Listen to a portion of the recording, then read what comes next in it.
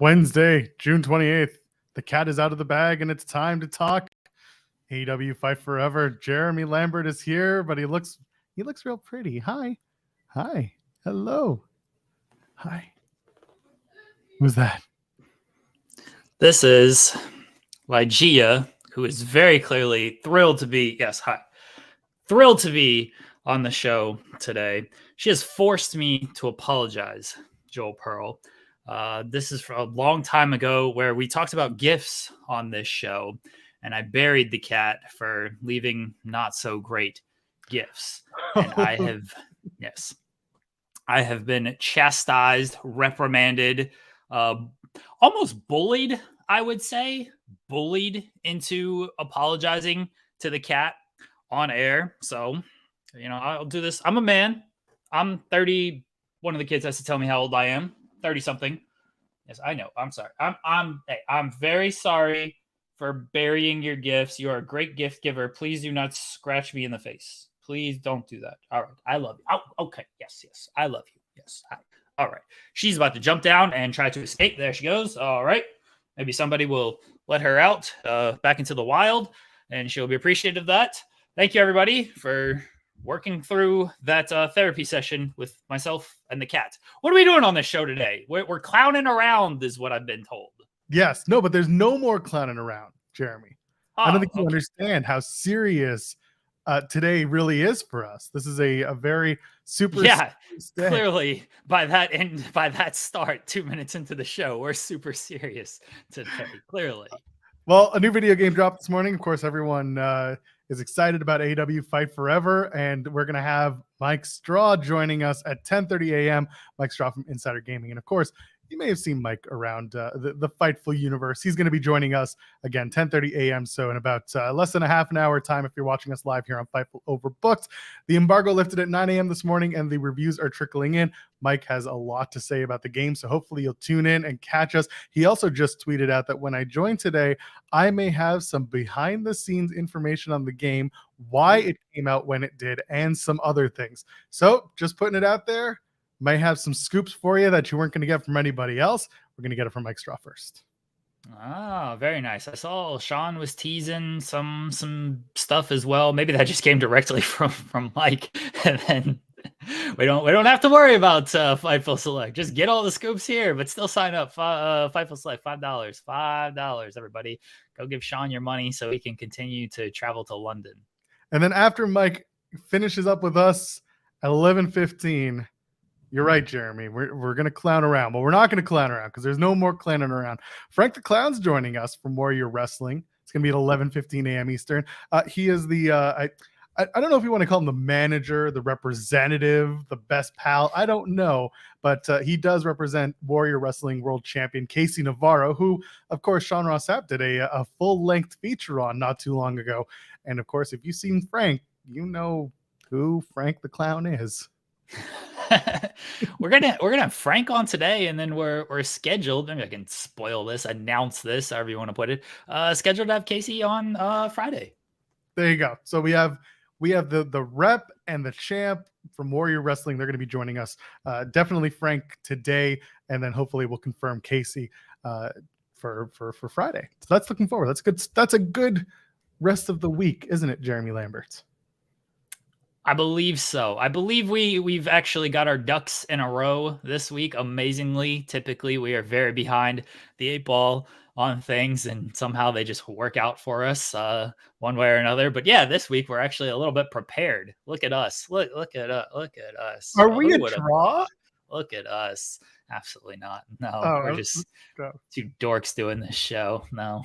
You know what, though? I was thinking to myself, if we really were a draw, someone would make us a logo. Not Gisberto. Gisberto's great, but a fan logo.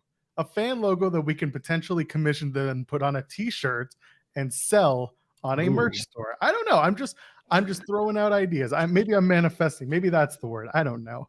I'm just thinking up stuff, Jeremy Lambert. One, we should have merch. Sean likes this show for some reason. I don't know why. Because he doesn't have to do anything.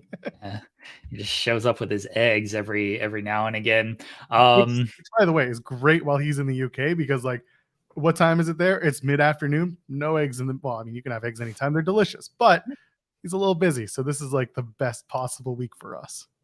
If someone wants to make a logo, and the thing about like just putting it out there like that is like then we might have like multiple people, and I want everyone to be compensated for their time. Is it like a contest? Is that how we build this, like a logo contest? That way everyone knows like, okay, I'm gonna do this, and maybe there's a chance nothing happens, but maybe there's a chance I win, and yeah, we'll obviously pay you for it. We pay everybody who does something on this channel but ourselves. It's very sad but very true. That's how we work. I've thought this through. Yeah, we're just spitballing here. Our guests are lined up for this week. Actual topics, what we're talking about, what we're doing, no plan. No idea what we're doing here. I had like 10 minutes before we went on the air, and I wrote something. I didn't even. I'm going to take that out of my notes. See, that's what I'm doing. I'm editing on the fly. That's just what I do. For some reason, I written down. I can't even speak today. I'd written down Ricky Starks, and I don't think I meant to write Ricky Starks in my notes. So there we go. You should write. Everyone should have Ricky Starks in their notes. Should I message Ricky and be like, "Hey, want to come on this show right now?" Actually, yes. He's in Hamilton, so it's not like he's up to anything else. Like, let's face it. If you're in Hamilton, there's nothing going on. Let's attack a couple super chats here right off the bat. Pro Wrestling Podcast, thank you, says it's Frank the Clown, yo. I mean, hey, feel the way you feel. I'll tell you this much: Warrior Wrestling's in the chat, and they ain't feeling that way. They're just excited to have Frank talk about something. I'm looking forward to Frank. I've never interacted with Frank. I don't quite know what to expect. You guys are billing this like this is going to be. I don't know. We're in for some shenanigans here. We don't tolerate any shenanigans on this show. No, not at all. And then Dan S&D said for the cat, for the weeds, great card today. Well, thank you. Oh man, do I gotta pay the cat now? That's unfortunate. What's the cat's booking? Treats. I need treats. Popping 5 people with that. That's all. 5 people popped big. That's fine. They're important people. Hey, by the way, you all are important to us. So why don't you go ahead, leave a thumbs up on the video if you haven't already, and subscribe to us here at Fightful Overbooked, because that will get us a little bit closer to the lofty goals that I have for this channel, which include surpassing the main Fightful channel. Do you think we can get to 90,000 subscriptions? It's a very lofty goal. Yeah, it is. It's very, very lofty goal. I know we're going to do it. Well, listen, while we wait for Mike Straw, let's just dive into a little bit of news that broke yesterday afternoon. We talked about the press conference at AEW Forbidden Door. We talked about Bryan Danielson coming out in the cast and being like, probably 6 to 8 weeks. We think it's this, but it turns out maybe a little bit worse than we thought. Brie Garcia, Bryan's wife. I sometimes there's so many names, man. Anyway, she posted on her Instagram the X-ray, and the X-ray looks like a clean break of that wrist. Might add some time. We don't know. Clean breaks are usually a good thing, believe it or not, when it comes to healing process. But yeah, Bryan Danielson not only had a little bit worse of an injury than expected, but also wrestled on it for an extra 10 minutes. What do you think when you saw this news, Jeremy? I think that man is the GOAT for wrestling with a broken forearm for 10 extra minutes and tapping out Kazuchika Okada. That's GOAT level stuff right there.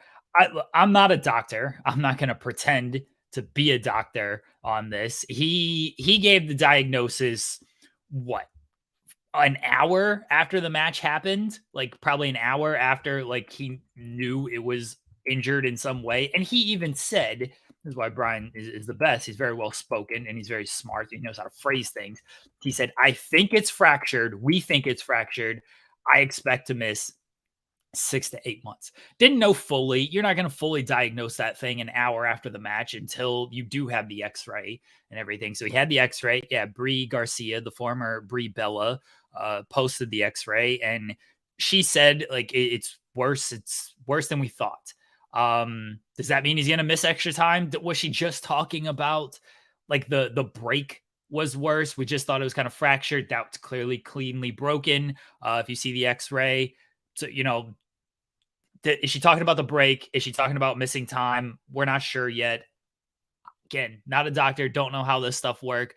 Do you just put him in a cast for 8 weeks and he's fine? Do you have to go in there, do surgery, put a screw in there? He's got the Titanic plate in his forearm now. Like, I don't know how this is going to work. Let's backtrack a little to 6 to 8 weeks. That would have put him right at All In if it was the maximum of 8 weeks. That would have been okay. He'll be back. He'll hopefully be able to wrestle for All In. If it's a little bit worse, let's say it has to miss 10 weeks, that would take him out of All In and All Out potentially. Is Bryan Danielson crazy enough to still wrestle on those shows, even if he's not fully healed? So it's actually a really good question to ask. Sorry, I'm about to cough. But there's a reason why we ask it. And it's because Bryan is crazy enough, but in the same breath will go into a press conference praising medical and saying we're going to take as much time as we need in order to feel better. I don't know if that's Bryan paying lip service in some ways, or if he is really thinking ahead to his future beyond wrestling, because there's a lot on his plate right now, professionally speaking, outside of wrestling. He is a dad. He has 2 young children. His wife is very successful as well, but they're both very driven, creative people, and I don't know, and certainly not going to speak for him. I don't know where his head is at when it comes to the healing process. And if he decides that he's ready in 8 weeks, doctors clear him, does that mean that he's going to want to be back in those 8 weeks? Or is he just going to be ready to wait it out and then miss those 2 big shows, All In and All Out? There's a lot on the table, but there's no real answer as to how long this will take. And we don't have, but we'll have nothing for at least another few weeks, I'd have to assume, till he sees a doctor proper about timeline. Is surgery on the table? Yeah, right. I was about to say, like, are they going to have to do surgery? Yeah, I don't know what this means for how long he's going to miss, if it's going to be more than what he estimated an hour after the injury, which was 6 to 8 weeks. My thoughts on him being potentially crazy enough to wrestle at All In and All Out is you make a good point about him praising medical staff and after the show and trying to keep everybody safe. You also brought up on Monday's show the convulsion spot, which I was not a fan of, but that could have been done to basically communicate the injury to the doctor, to communicate it to Okada, to communicate it to the referee as well. So clearly he wants to, maybe instead of doing that spot, they could have just continued the match. He could have just kind of told the ref who told Okada, but instead he wanted the medical team kind of in there to inform them of everything. So it does seem like there is a very high level of respect for the medical team and keeping him in particular safe. Danielson, I listen to a lot of Bryan Danielson podcasts. At some point in my lifetime, I will have a podcast with Bryan Danielson. Manifest. If you listen to the podcast, you hear him talk about just his quality of life outside of wrestling. He's a father. He wants to be there for his children. He wants to be there for his wife. I think there's a reason why we did not see Bryan Danielson wrestle basically from Revolution to this match against Okada. He did the Anarchy in the arena match. That's it. That from Revolution to the Okada, the only match he did was Double or Nothing. And you got to think prior to this, he was wrestling every single week on television in the build up to the MJF match. And he always thought, I'm going to wrestle on Dark. I'm going to wrestle on, those shows don't exist anymore, but I'm going to wrestle here. I'm going to wrestle every single week. He took all that time off after the MJF match, only did Anarchy in the arena. And I think he doesn't want to just not be able to have a catch with his children. He wants to continue to be able to play with them. There's a podcast he did, and I apologize that I forget the name of it. But he talks about like just kind of like playing around on the floor with his kids coming off like an injury and stuff. And he's like, sometimes I just can't do it. And like, I just got to like get up and walk away and just like rest. And he's like, I feel bad because I'm not able to have those moments at that moment with my children because I'm just so banged up and beat up. So all of that tying back to wrestling, I don't think Bryan Danielson is crazy enough to want to do these shows if he's not able if he thinks it's going to affect his further quality of life. Is it possible that he's like, you know what? Maybe we do a tag match. I can keep it safe. I can do a couple of things. I'll go out there and do it. Yes, it's big shows. I could also see him being like, I can't give the fans 1000% Bryan Danielson. I'm not going to try to just go out there, do a tag match and get through this. Like, if I can't give them, top level American Dragon stuff, I would just rather not go out there and do it at all. And I'd rather save myself for when I can give them that. It's, I don't know how the man's thinking, but I'm just kind of spitballing on how, what I know based on what I've heard about everything. There's an extra layer on this. As Fightful Select reported, and as we've talked about, July 19th, TD Garden in Boston. Presumably it's blood and guts. Tony Khan even kind of alluded to it in the press conference that a big thing is coming to TD. If it's Blackpool Combat Club and the Elites, you just lost a member of Blackpool Combat Club who would have been a major player in that match. So you've got to find people to replace him with, or do a fewer people in the blood and guts match than you traditionally would. That is, again, even with the injury, when it was just a 6 to 8 week conversation, Bryan would have been out for that, because it's what, 3 weeks away, blood and guts potentially, this July 19th show. So that's just another thing that they're going to have to work around, is how do you tell the story? Who do you bring in, or who do you not use in this case to get through this blood and guts? And again, we still don't know how Kenny Omega is doing. I know a lot of people have been talking about the spot, and I don't want to talk about it. I will say as much as this. When we got to the press conference, there were wrestlers walking back and forth. I did see Kenny wheeling out his bags. He looked fine. I'm not saying that he's totally fine and nothing's wrong, but I will say, like, he was up on his own, doing his thing, walked out for like the 2 seconds I saw him pass the door. He looked fine.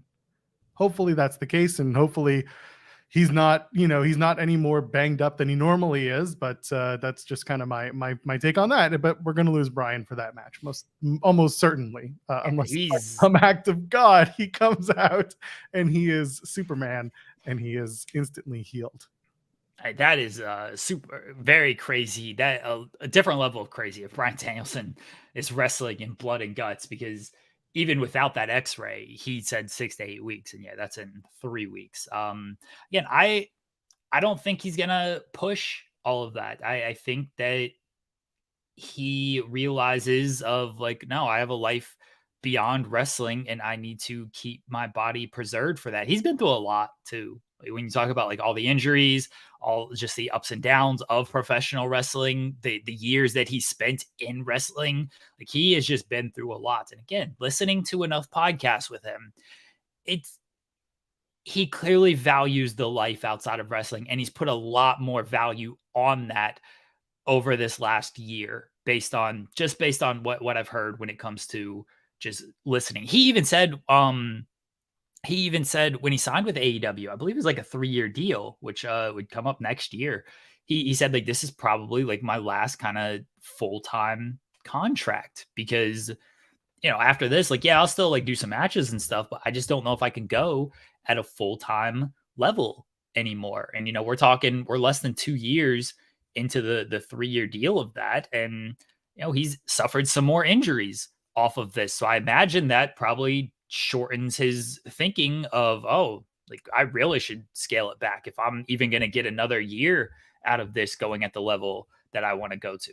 Or he's Bryan Danielson, he's a crazy person, and he's like, all these injuries, I'm adding my own injury time to my line of thinking, and now I'm going to come back and give you another full year of Bryan Danielson. Okay, I would be remiss if I didn't do my due diligence and say this. Cody Rhodes taught me how to lie. I love to lie. I am not out here saying that Bryan Danielson isn't injured in some way. What if, and I'm throwing it out here with absolute reckless speculation, I have zero clue. What if the X-ray was just a red herring, and it really still is 6 to 8 weeks, and that's it? You don't think so at all? I'm not buying that at all. I'm just what? And that's We're fair, but posting fake X-rays to do angles now. No, we're working the marks. The wives are out here working the marks. no. I put it out there just because it will inevitably become someone's talking point, and I want to just get it out of the way. Okay, I understand you're just kind of devil's advocating here. I don't think you actually believe they're posting fake X-rays. All right, good. Let's clear that up. No, okay. I do not believe that. All right, no, I don't think that we're doing fake X-rays here for this. That's honestly stupid. That's just very stupid. Like, unless you're going to address that on television, like that's all you're working. You're working these small level of hardcore who are just online. And this goes back to our bigger conversation of like, casual fans, hardcore casual fans, just wrestling casual fans. Like, you don't need to do all of that. That's stupid. That's very dumb. He's out. We know he's hurt. Okay. You don't need to be like, oh, he's hurt worse because of an X-ray, fake X-rays. Oh my God, what are we doing? And I agree, that is absurd. They just did it with Cody though, with his injury, with the pec injury. They did it with John Cena once upon a time with the his bicep injury. Again, like that was real though. Okay. So I am playing devil's advocate. Yes, I am absolutely playing devil's advocate. I do not believe that the X-ray is a fake or that she just went on the internet and found one. I'm literally putting it out there to play devil's advocate. But yeah, that's where my brain is. Now I'm gonna Google broken forearm X-rays and see if I can find this exact photo that they may have used on this. I don't see one that has like they might have gone deep into the Google archives here to Google image archives, because based on the early returns, I don't see this exact photo that was used. I love that we're doing this right now. Ryan Sullivan, by the way, sent a super chat. Oh, we get to the other one. Danielson thinks he's tough, but I guarantee Jeremy has worked with a headache before. I've worked with COVID before. I was like under the weather COVID and I did a show. So yeah. And I will actually pull up his chat underneath that. We need to find out how long it takes for a normal person to heal, and then we can cut it in half for a wrestler. Not sure why this works, but it does. Hey, listen, we've seen it a million times. It's just the way it goes. Yeah, I mean, look, wrestlers have some type of healing power on them. They're obviously built different for many reasons, but I think Danielson, I'll say this to put a bow on things, because Mike's going to join us here in a couple of minutes. To put a bow on this, whatever Danielson, however hurt he is, whatever he decides to do as a wrestling fan, right? As a person, I hope he does what's best for him. As a wrestling fan, I hope he is okay enough to compete at All In and All Out, because I would hate for him to miss both of these shows. And if he's not okay, that's completely fine. That's he needs to take care of himself first and foremost. As a wrestling fan, I do hope that it is 6 to 8 weeks. He is able to make it back by All In and All Out, and he can have big matches on both of those shows, because he's the GOAT. Why wouldn't I want to see him in both of those settings? And I also just think he deserves that to be part of both of those shows, considering that he's the best ever.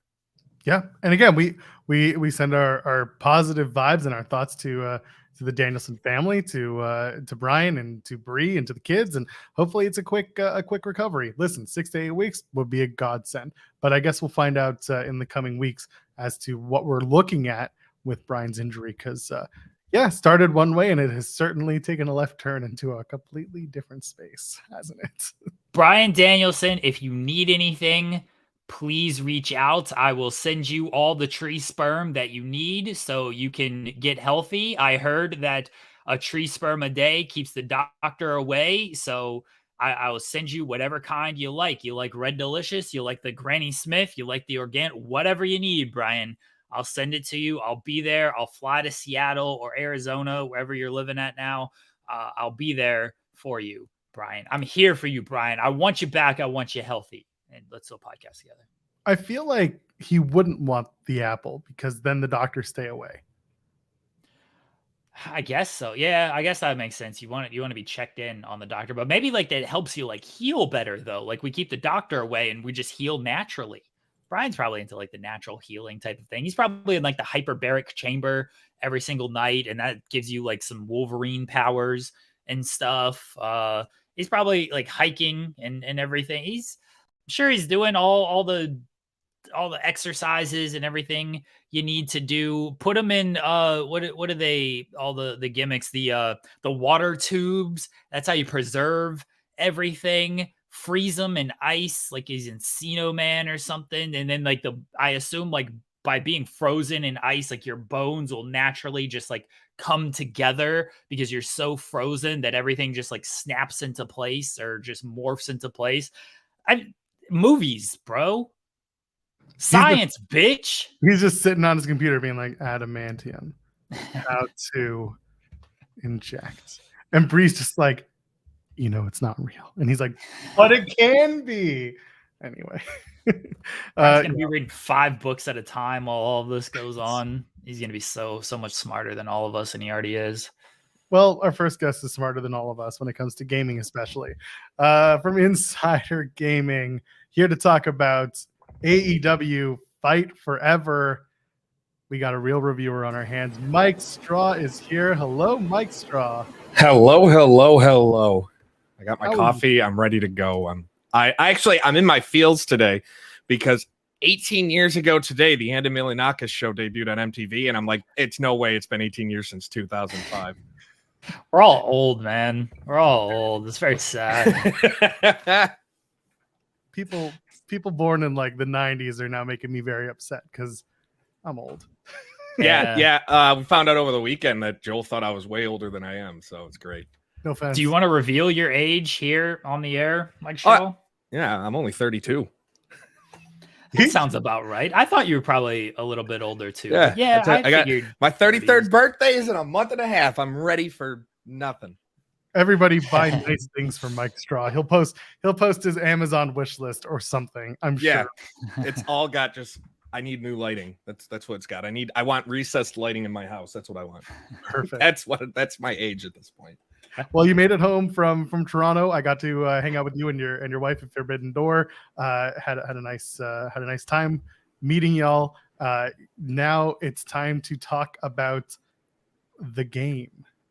Yeah, not Triple H. I'm talking about AEW Fight Forever. To be honest, I'd rather spend this entire time talking about Triple H and his current career. So let's just set this up for people. Mike was with us when the last WWE game dropped. He joined us on Twitch as we played along, in so far that we sat for 30 minutes watching a Hell in a Cell match that kept glitching out, and we were talking about AAA gaming. Mike, right off the bat, IGN gave it a 6 out of 10 this morning. The reviews are coming in. Give us your initial thoughts, just your overhead thoughts to start. I think IGN was generous. The gameplay is fun, but there's nothing there to keep you more than like maybe 2 weeks of playing this game. No matter how, like that's the elevator pitch of the review, the tagline. 2 weeks and you're done. A Bill Goldberg match lasts longer than your enjoyment with this game. Go ahead. I've played it. I've played it as well. And like I don't fully disagree. I really do love the core gameplay. It's very fun. I've already gone through Road to the Elite. Like that did not take me that long, and I don't have much reason to like go through it again. Feels like you're just playing kind of the same thing again.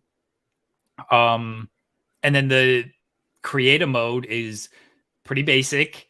If you want like full level detail on stuff, you're probably not going to get a lot of that. There's no community creations. You can't share this stuff either. So that, you got to go. It's very, they want to create a game for the old school gamers. You got to go online, game FAQs and be like, all right, now you do the slider over to 12 and then, all right, head 28 for this. That's the thing. It's even deep. It's not even that deep. There are no sliders. Yeah. There's nothing.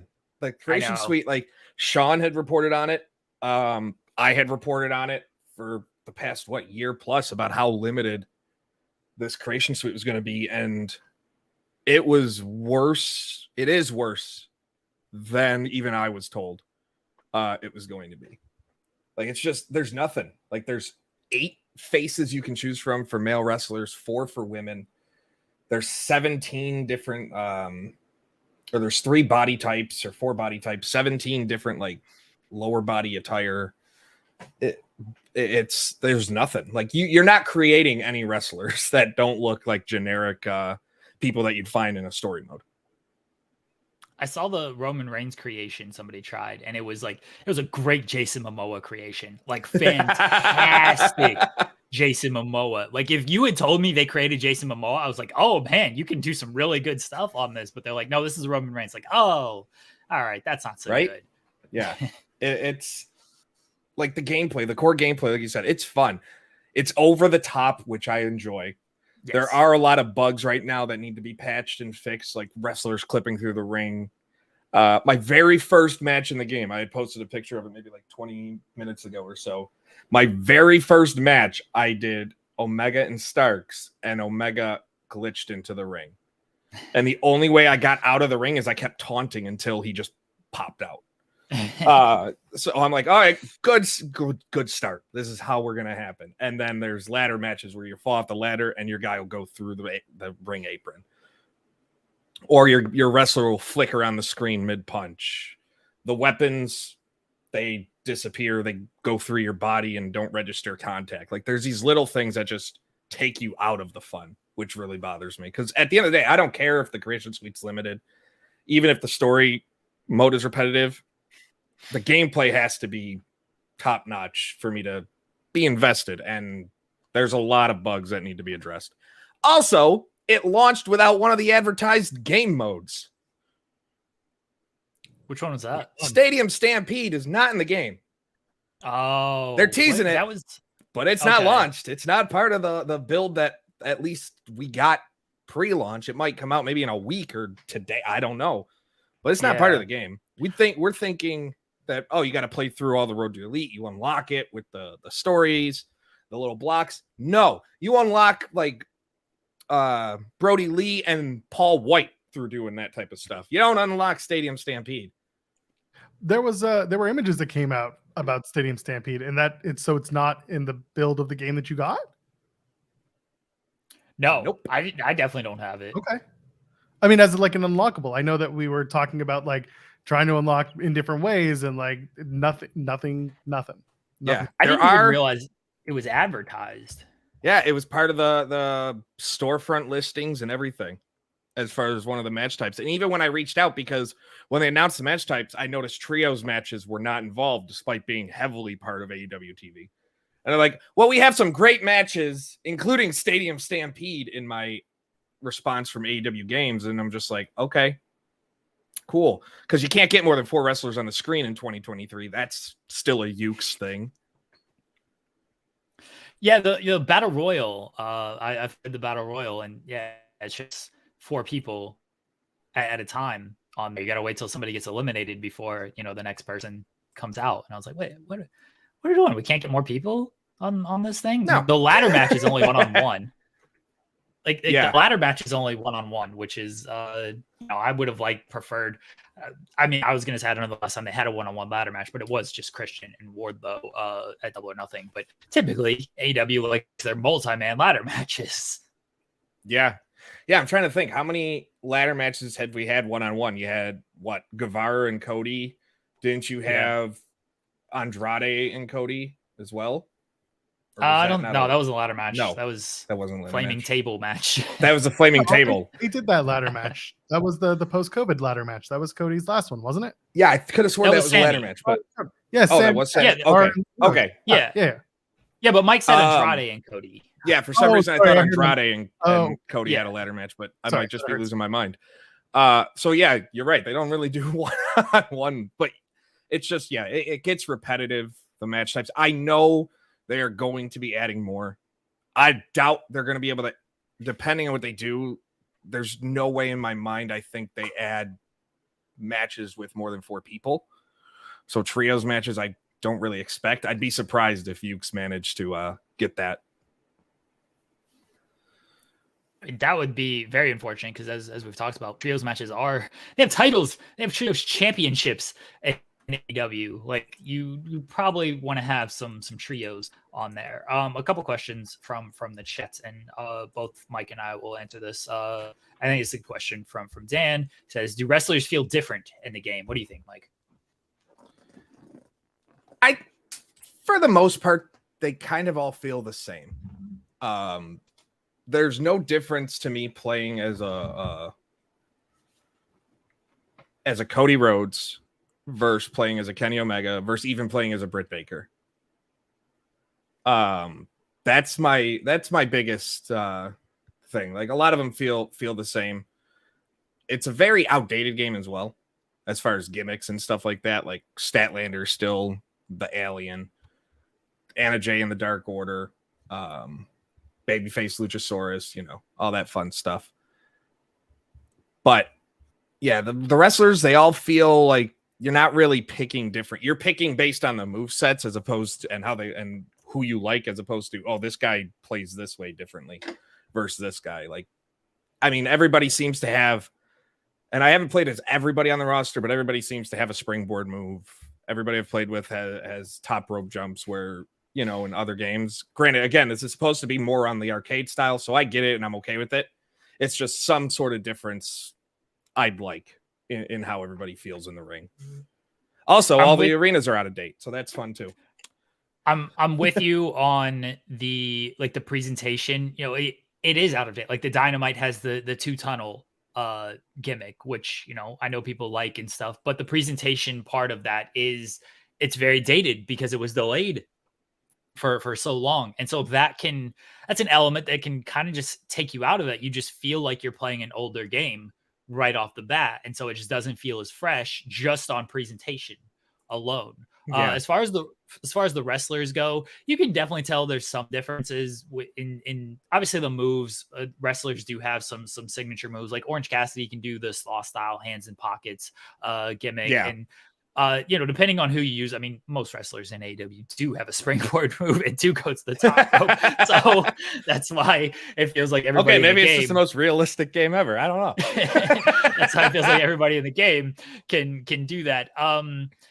But it does have like different, I think they call it traits, where it's like, oh yeah, certain wrestlers can do this and certain wrestlers can't do this. So they try to differentiate when it comes to that. I think for the most part, you're getting like, this wrestler wrestles kind of how this wrestler would wrestle in real life. One thing that it doesn't take me out of it, I don't have too big of an issue with it, but I could see if you are looking for more of a realism type thing. I wrestled Paul White last night as part of the Road to the Elite, and like, you can just like toss him around like he's any type of cruiserweight. And I know in like the older, like No Mercy WrestleMania games, like, they did kind of have that weight balance there to where like, oh, a smaller guy will struggle to pick up the bigger guy type of thing. And it doesn't appear that that's there. At least on, again, this was one match. Maybe I need to play it a little bit more and figure it out. But like, yeah, Paul White, you could just, he's going to wrestle like just toss him around like he's just some cruiserweight. I had Danielson just body slamming him like it was nothing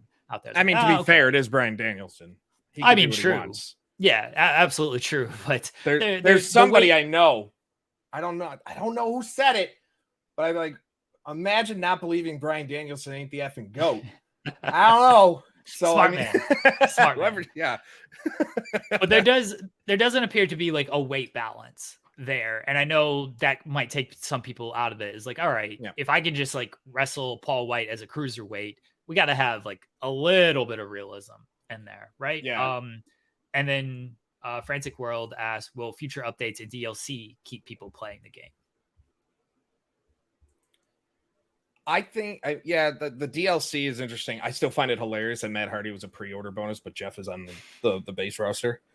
The whole thing, like, the way the game came out, and this is where I tease like behind the scenes stuff. So the game was scheduled to come out around Forbidden Door because originally they wanted it launched around Full Gear last year. Then it was February this year.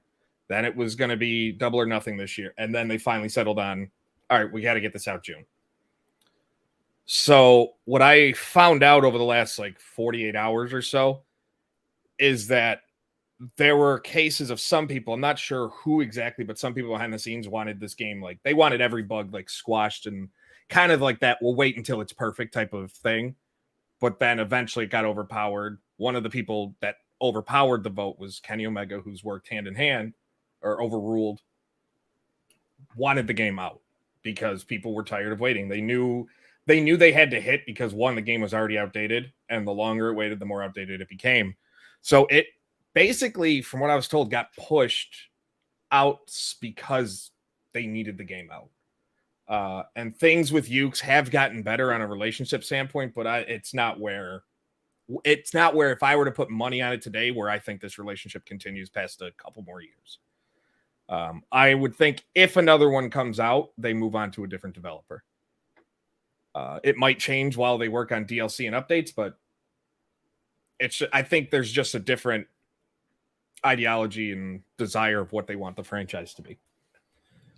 But I think the problem is avocado toast and veganism.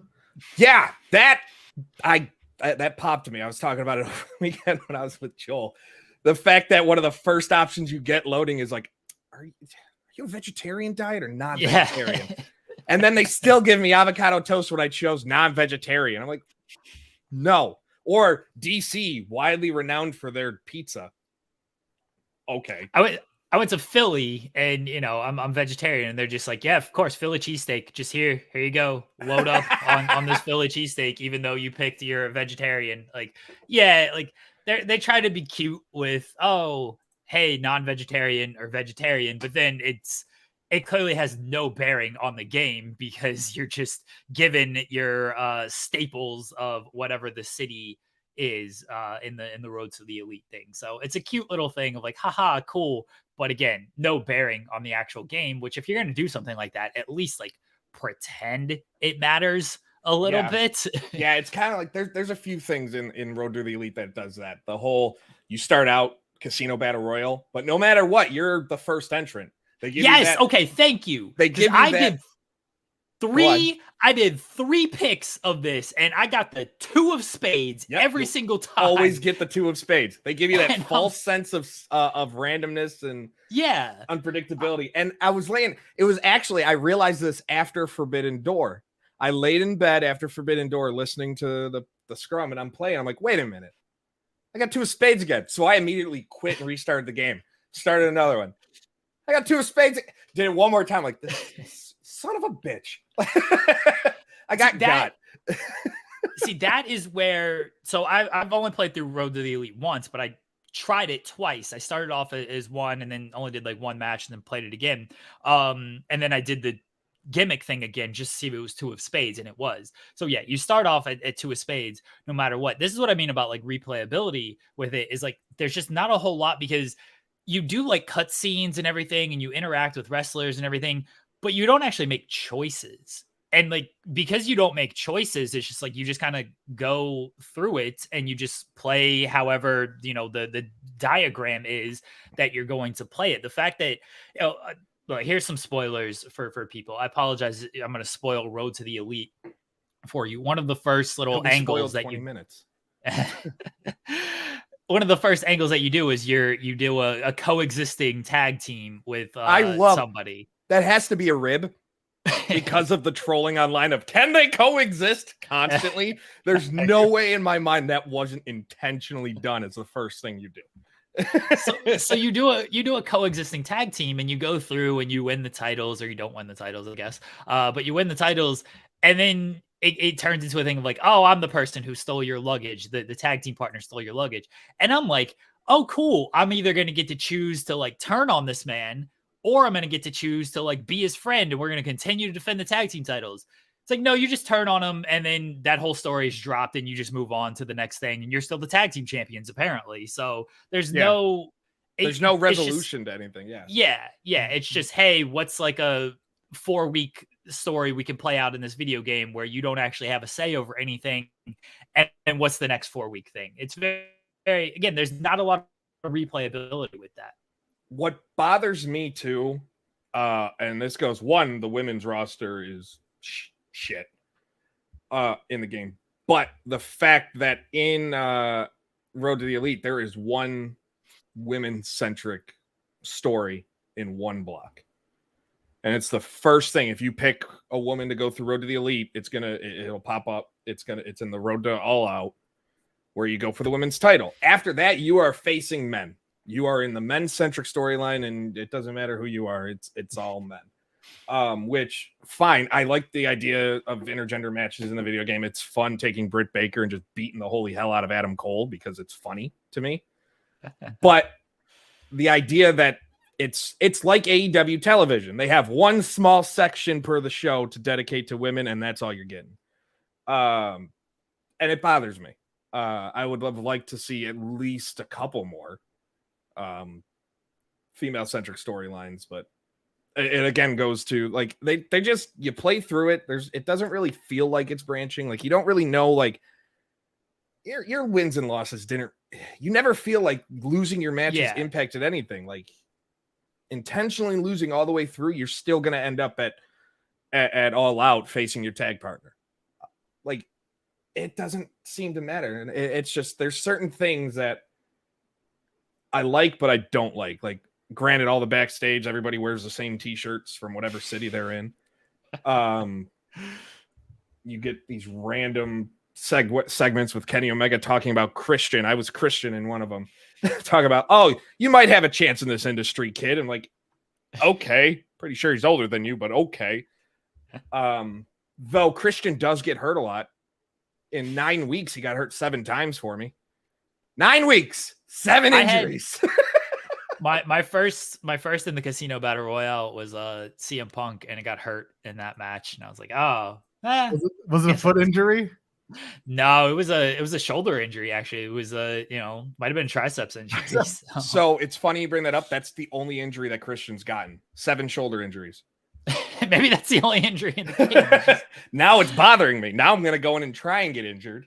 You can always suffer shoulder injuries. And then he just has some avocado toast, visits the trainer, and he's all healthy. Yeah, he's fine. It's all good. Good thing it wasn't more serious. Which is what they say every single time you go to the trainer. Yeah. So yeah, there's just a lot with that game where it's enjoyable in spurts, but it's hard for me to sit there and go, you know what, a couple weeks from now, by mid-July, I'll be playing it still. No, I'll be back in 2K23 modding the hell out of that game and playing my universe mode with AEW creations. Yeah, I think if I haven't played online yet. I don't know how the online like holds up. I know there's no cross-platform play or anything like that. So despite Kenny Omega saying in an interview there was. If you're, if you have a PlayStation, you better hope all your friends have a PlayStation to play. So I don't know how the online is. That's I think like where a lot of the replayability will probably come if you just play it online with your friends. Because otherwise, like if you're just a solo gamer, which I largely am, there's just not a whole lot to kind of keep you coming back to it. Whereas with WWE 2K, and I know it's a game that's had years of creation and development and everything, I'll play different universe modes and just book or be a GM mode and just like book all day and have fun, have a bunch of fun with that. Whereas, AEW with Fight Forever, like, all right, cool. I can like keep just doing singles matches, but after a while, once you've kind of used everybody on the roster, there ain't much to go I think on that's the biggest omission from Fight Forever is there's not a sandbox mode. Yeah. And most games nowadays, to keep you really invested, you need that sandbox mode. I mean, I look at a game, Wrestling Empire, M. Dickey. My God. Oh, you play his games. His games have been around for a couple decades now, and I will still like I'll dive in and I'll spend hours playing that because of just how free everything is. Granted, a lot lesser of a budget, a lot cruder looking game, but that's still like the sandbox mode is what keeps people coming back, especially this day and age, being able to have that control. And once you get through all of the storylines in Road to the Elite, like you get through a run in a couple hours, like 3 hours, you can get through a run. And then you do it again and again. But how many times are you going to want to play the same, can they coexist storyline? For people who may not know what sandbox mode is, can you just give a quick overview, Mike? Yeah, basically whatever you want to do, you can do. Think of universe mode in WWE 2K or anything in Minecraft. If you can think it, you can make it within the limitations of the game. So that's what I mean. Yeah. Gotcha. And Louis in the chat asking, how are the mini games? So you start out with 3. Yeah. And let's talk about it. shout out to Matt Black, because apparently I'm stupid of WrestleZone, because I was sitting there going, I can't believe there's only 3 damn games at launch. He goes, you have to buy them and from the shop after you unlock them. I'm like, oh, I'm an idiot. So there's actually 15.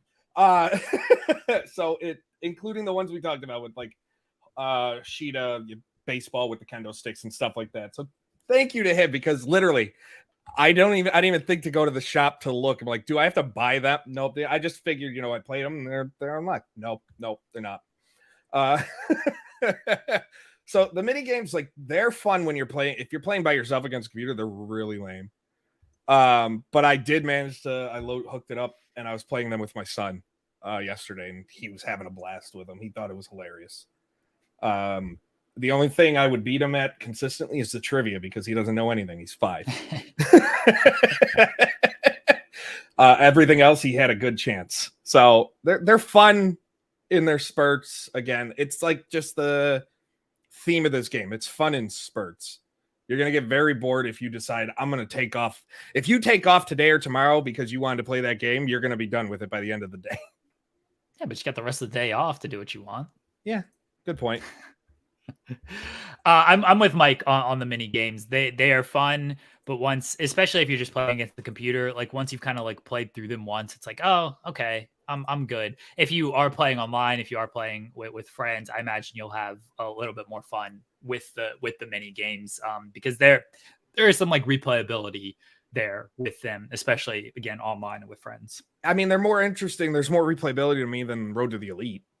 Oh yeah, 100%, 100%. Again, Road to the Elite, like you play through that thing once, maybe you play it through twice with a custom character, because I don't know how that goes. Because at least then you can like level up your person. If you start with like an actual AEW wrestler, you don't even do like the leveling up stuff. You are who you are. It just gives you, AEW wrestlers can't earn new skills. Yeah. Then why am I earning all these skill points? I'm not going to do anything that earns you skill points at that point. Right.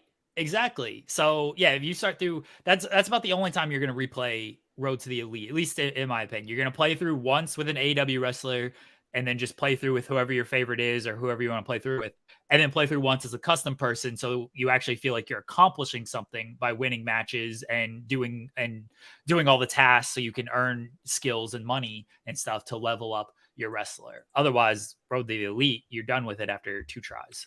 One thing too, real quick, that kind of frustrates me is at the beginning of every match, the AI wrestlers can run at you full speed. You can't do anything about it. Fucking Scorpio Sky does this every time I wrestle this man. Ricky Starks, Andrade, everyone. They just run dead at you. It's like starting the match, you get the pop-up graphic. They're running dead at you, ready to hit you and you can't counter it. No. Because by the time it goes away, you've already been hit. It's like, okay, thanks. You can't even pause or anything, because like I'm playing it last night and I'm trying to pause it to do something. And like right when the fight screen comes up, I'm hitting the pause button. I can't pause it. Next thing I know, Scorpio Sky has already elbowed me, and then I can pause it. Like, all right, thanks. Yeah. Don't like it. Yeah. Oh, Matt Black says that's a heal ability in the game. I don't like it. That's amazing. I love it. Okay. I love that that's a heal ability. Yeah, it is kind of funny. It's bullshit though. It is. Doesn't make it any less bullshit. All right, Mike. Thank you for joining us today. We really appreciate it. Let everybody know where they can find you at. Yeah, you can find me on every social media platform, mostly on Twitter at Mike Straw Media. You can find my written work at insider-gaming.com. I'm going to do a plug. It's day 4 of Microsoft versus FTC today, so I'm going to be sitting here starting at 11:30 Eastern, listening to the whole damn thing. But we get the Activision CEO, Bobby Kotick, testimony today, so it should be fun. There we go. I don't know anything about that.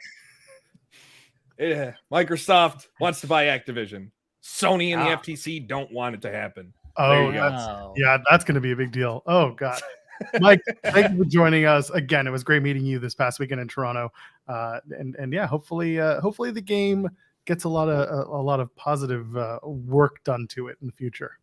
Mike Straw, real quickly. Every time we are on the screen together, the Colorado Avalanche make a trade. The Colorado Avalanche have traded for Ross Colton from Tampa Bay.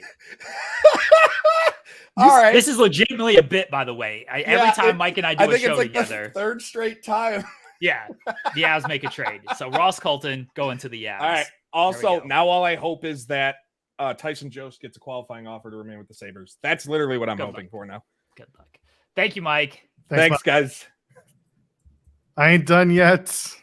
I know. I see this. He's hacked our show again. How does he have so much access to our show? For some reason, the scoops came in, and so does he. Andrew Zarian. Hey! Hi, everybody. Hi, Andrew Zarian. I'm a regular now on this show. You It's are. a problem. I got to get rid of you. I don't know. Yeah, I'm like a whack packer.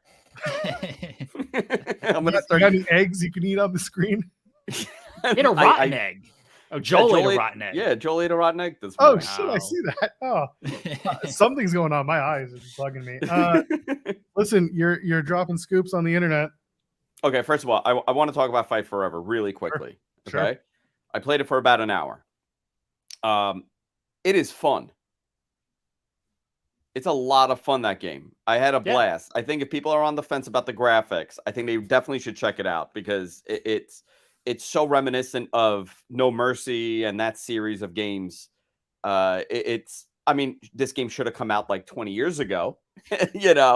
Visually, it's kind of backwards, but I think they could patch that. But the gameplay is freaking awesome. If you're like me and you haven't picked up a video game, I recommend trying it out. So I was gonna say you're not like a hardcore gamer. This is you, Andrew, who's like playing video games like once in a while just as a fan of video games. The last wrestling game that I played regularly was probably Here Comes the Pain. That's a good game. That's a good game. So that's about 20 years ago. Right? If you play it, so perspective though. Yes, and Zarian said he played it for an hour and had a lot of fun. I think if you do play it for an hour, you will have a lot of fun. I think if you try playing it for 5 hours, you will kind of see like, oh, okay, I've had all of my fun. I don't know what else I can get. Out of this game. I could see fatigue kicking in, but like if Rich comes over, for example, right, and Joel's coming over and Jeremy's coming over, like, let's pick this up for a little bit. It's fun. Oh, yeah. You're not going to be able to do the story. Like, I haven't dived into the career mode and stuff. I just did arcade. But on my control wise, like I'm really dumb with video games. It takes me a while to do it. And I picked it up after like 10 minutes. I got it. The controls are very easy, especially for people who have not played the game. It is very reminiscent of No Mercy type of controls. Strike based. So are the stuff graphics. And the graphics are reminiscent of No Mercy as well. Yeah, I don't know if that's good or bad depending on your perspective. I hope it's like a I'm a big Street Fighter fan. Like that's the games that I play Street Fighter. When Street Fighter 5 came out, it looked terrible, and they were able to patch it over a couple months. So hopefully that we'll get that also. Hey, who ended up doing Observer with you on Sunday? I did it by myself. I'm sorry. I did it by myself, and you know what? It was a great show. It would have been better if I was available. Do you want to do it this week? What's this? Is it Sunday? It's a Sunday. What time? 11. Well, we're live at 6 p.m. every day, every Sunday. But for you, it'll be 11 a.m. For me, it'll be okay. Yeah, let's we'll take it offline. Odds are yes. We'll get all right, cool. Look at Joel just getting himself bookings here on this show. Well, I love Joel. Get wrestlers to beat me up, so I might as well get them. It works. Jeremy, I gotta have you on too. I mean, I'm typically free. I don't really have a life, so I'm listen. I'm the forbidden door. Fightful's all over Observer because of me now. It's a weird bridge we've made. It's a very strange bridge. It's not because Denise is also on Fightful at all. Nothing about that. No, nothing at all. No. Denise who? She hasn't called me. She hasn't written me. I mean, she forgot. She became Hollywood Salcedo. She hasn't called me. Big time. She's big time. Big time Denise. I get it. Yeah. Goes to Niagara Falls once. So you want to scoop Joel? Let's go for it. I see you scooping us. So let's go. I forgot to post this like 2 weeks ago. And somebody messaged me and he goes, "Hey, shouldn't you have announced the Arthur Ashe show by now? It was the person that told me that happens to work there. And I said, yeah, I forgot to do it. Let me do it now. They're going back, I believe, September 20th. Okay. It's going to be about a month after All Out. A month after All Out. Oh, crap. Did I? No. Hold on. Oh, yeah. I looked at the wrong month. Oh, man. I just thought I'd put the wrong date. No. September 20th. Yeah. Yeah, because let's they check wrap and see up. This is a Wednesday now. It is. Okay. 3 weeks after All Out. Yeah, I know a lot of people wanted it to be for Saturday, but I think logistically they have to do it in a time frame. Working with New York City and the U.S. Tennis Association is, a little tricky because you have to time things for certain events. And this is, what's crazy is this is the only event that takes place there outside of tennis. I told that story when they initially booked this building that the city has a 99-year lease with the USTA, where the USTA only pays like $1 a year. They gifted them this land to build the stadium, and they pay the taxes on it. So it's controlled by the Parks Department for the city and by the U.S. Tennis Association, and they have veto power over both. So they were kind of in this like standstill for like 20 years. Because the guy that ran the Parks Department didn't want to run anything there and would turn stuff down. And the USTA was kind of picky. When the new person came in, I think it opened up the door for, Tony to kind of run wrestling there. And I think it's a fantastic building. But they could only run certain times a year because there's tennis happening in that building. You can't run too late in September because it's an open, it's a dome. It's a soft top more than anything else. And you can't run too early. So the sweet spot is that third or second week, depending on how it falls.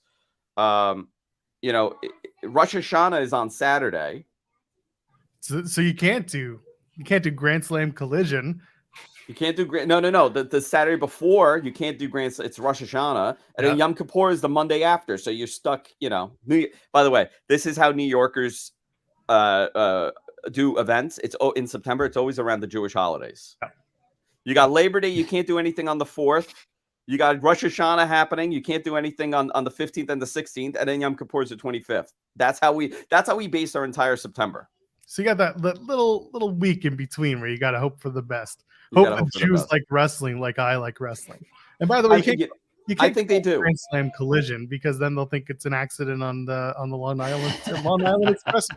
Good job, DLIE. Good local New York joke.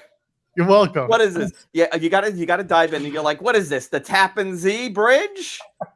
What are we on the Verrazano? You gotta start going into bridge humor. Yeah, there you go. So there it is. But I like that we're booking based on the Jews now. Is Ron Swanson running this Parks Department in New York where he's just not going to do anything and that's why they can't book it? Yes. What's happening here? Yeah, you know what? You are not far off. New York bureaucrats and New York red tape to get in the way of everything. That's fun. Yeah.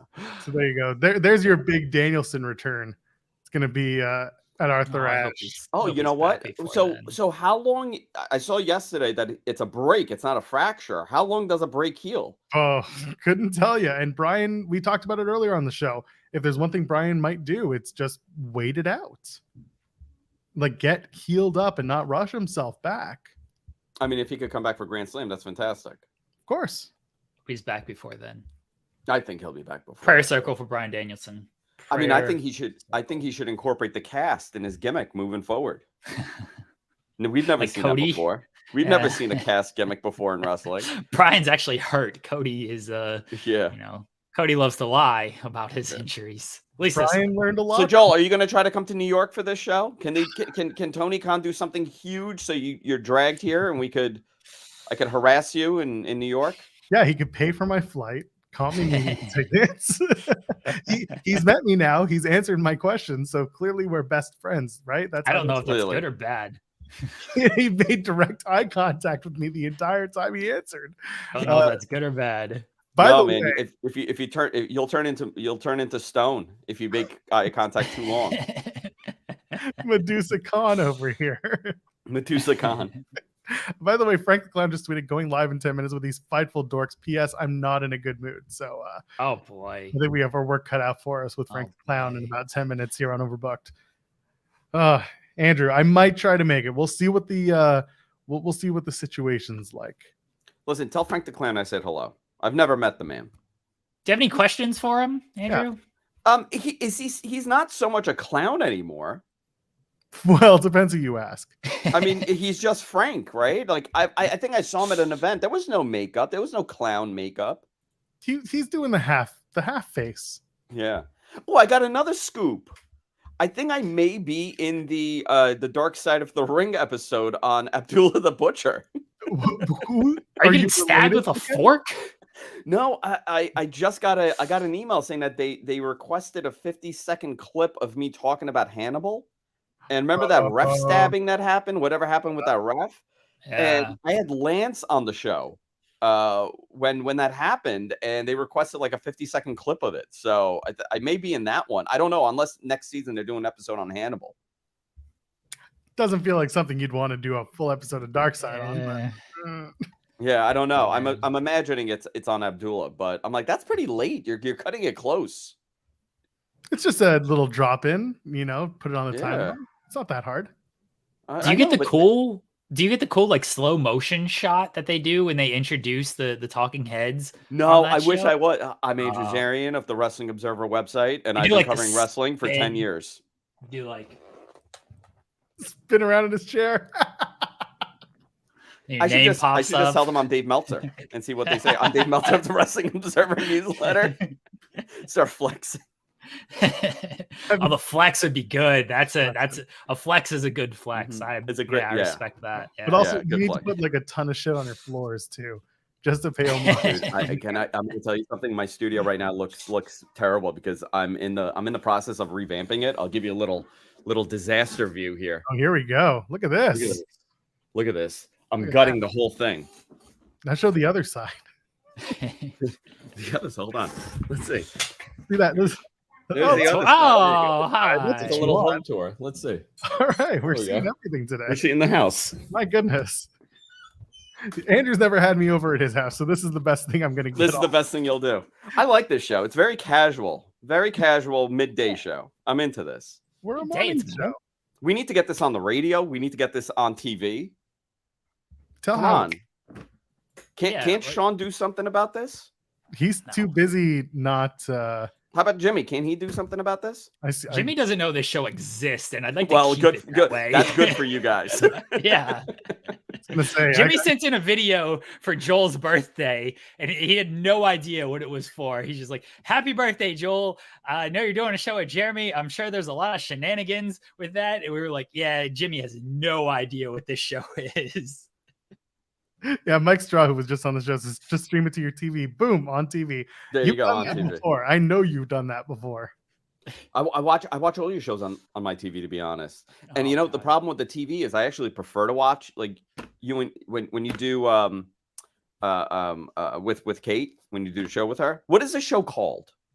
Joel and Kate, call it in the Joel ring. and Kate. Okay, you know what? Joel and Kate. I'm not going to 8. Just call it Joel and Kate at 8. I call it Joel and Kate, right? Whenever that's on, I want to write like comments in the chat. I'm like, I can't. I'm on the TV. Pull up your phone. Just grab your phone and start. Too much work. Too much work. Yeah, I'm stoned by the time they go on. Just on your couch, like just get a keyboard and it's just resting on your stomach, just like these dorks. I'll start heckling you from my couch. That's the way to do it. All right, guys, I'm going to work. All right. By the way, bye, Andrew Zarian. Jimmy, thank you. Goodbye. Always a pleasure. Take care, Andrew. Thanks. Oh my gosh. There you go. There's your scoop. Arthur Ashe, Grand Slam, September 20th. Get your tickets. Not like, and he's going to be on Dark Side of the Ring. That's the bigger scoop. Let's be honest. That's the bigger scoop. But we need confirmation from the Dark Side guys first. Yeah, I guess so. We can message them. I have access to them. That's right. Call Evan Husney. Yeah, I could shoot him a DM right fast. All right, there we go. Yeah, Kate was saying that Jimmy had some questions about sour grapes. That sounds about right. I don't think does Jimmy ask questions anymore. I feel like he just relented a long time ago of just like, whatever Sean wants to do. Clearly, he's doing something right. So sure, if you think it's good, Sean, then keep going with it. If it works, it works, and you don't ask questions. That's how it works. Jimmy used to have a lot of questions about what I do, and then he just stopped. Well, you know what happened is that the website turned a profit with you there, so he was just like, "All right, I get it." I mean, part of the website did. Other parts of the website still a work in progress, but we're making some progress there. You might say we're on one of those parts of the website right now. Yeah, it's doing better thanks to this show and also Kate and all our great contributors. It took a little while, but we're getting there. We're doing well. We are great. I don't know about that. Let's not give ourselves too much credit. I mean, listen, we have to pat ourselves on the back now because our next guest probably won't. He'll pat himself on the back, and he won't pat us on the back. He probably has no idea who we are. He's just like, sure, I've just agreed to doing this show and whatever. I hope they don't embarrass me too much. And buddy, let me tell you, we will. You think he's like preparing, thinking he's got Sean? Oh, that'd be hilarious if he thinks he's going to talk to Sean. Like, yeah, I'm going to talk to a real, a real journalist out there, someone who knows the business and has been in the ring and has gotten no reaction at shows just like I have. We're going to relate to this. I take a shot. Sorry. And then he's going to get us, two people who have never been. I mean, I'm trying to get you beat up in front of crowds, Joel. Warrior Wrestling, we see him in the chat. Can you book Joel Pearl to get beat up? I don't care who hits him. Can we get Takeshka? He doesn't hit very hard. I've watched him wrestle. He's very safe with those forearms. Look, man, listen. It's like I said on Sunday that playing the role of Joel Pearl in that Powerhouse Hobbs spine buster was Jeremy Prophet. Okay, he was my avatar. He was on McGuire on Wrestling. They do some good interviews up in Canada and talking Pierre about McGuire. No, that would be great though. Pierre McGuire. He's terrible general manager, and really, he's actually not that good. But to see him in wrestling would be hilarious. Sign the waiver, Joel. Sign the waiver. Go to Warrior Wrestling and Warrior. Are you guys running All Out weekend? Are y'all gonna fly me into Chicago? Because I won't say no. They're not paying for all that. Come to All Out weekend, Joel, and we'll go to Warrior Wrestling, and you'll get beat up. This sounds great. This sounds awful. No. Also, why does Warhorse have to do it? Why can't it be Frank the Clown? It should be Frank the Clown. It'd be way more hilarious if it's Frank the Clown over Warhorse. Like Warhorse. I feel Frank the Clown would be way more funny. No, that sounds like such a bad idea. That's the first question I'm going to ask to Frank is, will you beat up Joel Pearl for, I mean, I assume he wants to get paid, but I'll see if he'll do it for free. There's no rapport yet. You have to build a rapport first. No, I don't. No. You do. Why? Because that's the way it goes. I'm looking up, by the way, what the flights are to Chicago from Toronto. Currently sitting for 108. The cheapest is 15.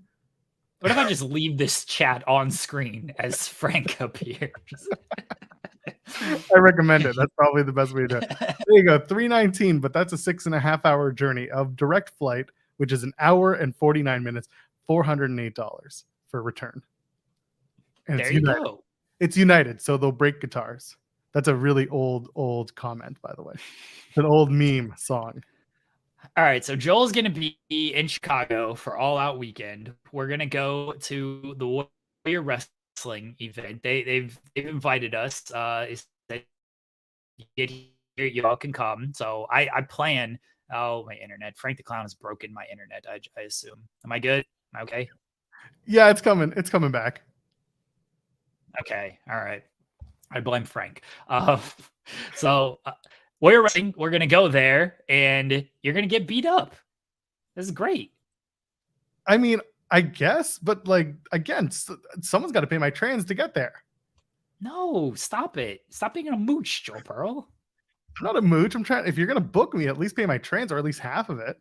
That's how it works. Anyway, listen, let's get to our guest because he's sitting here looking pensive and looking like he wants to fight somebody. And I'm sure that putting this up on the screen like you did just now isn't going to help. So Should we just get right to it? Yes.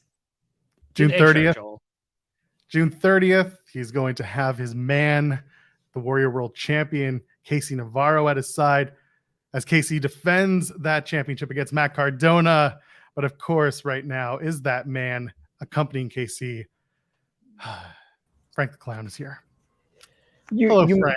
You mentioned you expect trans to show up at Warrior Wrestling on Friday. The last time I checked, stars get their travel paid for. You, my friend, are not that. So let's not get ahead of ourselves, all right? I might actually fight Frank the Clown at this point, Jeremy. You might get your wish. Don't get your hopes up, okay? Because Frank the Clown just doesn't fight anyone, and he most certainly doesn't fight for a cheap amount. And to be honest, you're not much of a draw. So I don't know. Stick to like the pre-show or something. We'll get you one of the students from the local Chicago freelance school, and you can maybe have a little bit of a powwow with them. Can Casey just like punch him in the face for free? I understand Casey should get paid, but like just come in there, punch him in the face, get him out, done. Light work. That's something that potentially could be arranged. Okay. We could talk about that off camera. I think I figured it out. Jeremy, I think what I need to do is I need to start spending all of my time at the front rows of major wrestling events in hopes that I get noticed to become an independent wrestling manager. Jeremy, I think that's the track I need to take. Look at these shots. Look at these shots that are being fired. Here's the thing. Frank the Clown has evolved far past just being in the front row. Frank the Clown is now in the front row because he's a star. In the past, Frank the Clown may have potentially been in the front row to get some attention. Frank the Clown's not going to lie about that. But now he's grown so far beyond that. And Frank the Clown, I saw a tweet yesterday from some man named Righteous Reg. You guys may know him, who was asking who is the best unsigned manager in professional wrestling. And of course, many of which were saying it was me and some other people as well. I don't even know who they are. But Frank the Clown has evolved now into the best unsigned manager on the independents. And there's no debate. There are leaps and bounds of everybody else. Frank the Clown has been going from promotion to promotion and main event after main event, winning championship after championship. Nobody else can say they can do that. And this Friday, Warrior Wrestling, KC Navarro against Matt Cardona. It's going to be no different. Well, this isn't your first encounter with Matt Cardona. I'm going to take you back to 2021 in September. At a GCW event, you got your ass handed to you by Matthew J. Cardona. Now, I'm going to explain this. Now, Matt Cardona, I don't even dislike Matt Cardona. The thing is, Matt Cardona gave Frank the Clown an opportunity that night in his hometown of Chicago to main event that show, the GCW War Games show, for the GCW World Championship. Now, Frank the Clown had no idea it was going to be inside of his double steel cage. Also, Frank the Clown had no idea that once he was about to step into the cage, I had taken off my robe and I realized that the mat was covered in glass, broken glass, because Brett Lauderdale is too cheap to have his little minions clean up the ring. So I got in there and I got a little worried. Frank the Clown didn't sign up for broken glass. So I was a little, hesitant, a little apprehensive. And yes, Matt Cardona caught Frank the Clown off guard. And then John Moxley ran down. It was a whole thing. Now, if you were to go and run this back, perhaps we'd have a different outcome. But actually, as the record books show, that was actually Frank the Clown's first singles match he's ever had, and he has not had one since. So I'm trying to get it stricken from the record books. But, who else would get a world championship match in their first ever match in front of a sold-out crowd, in front of in a stupid cage with glass on it? But Frank the Clown did.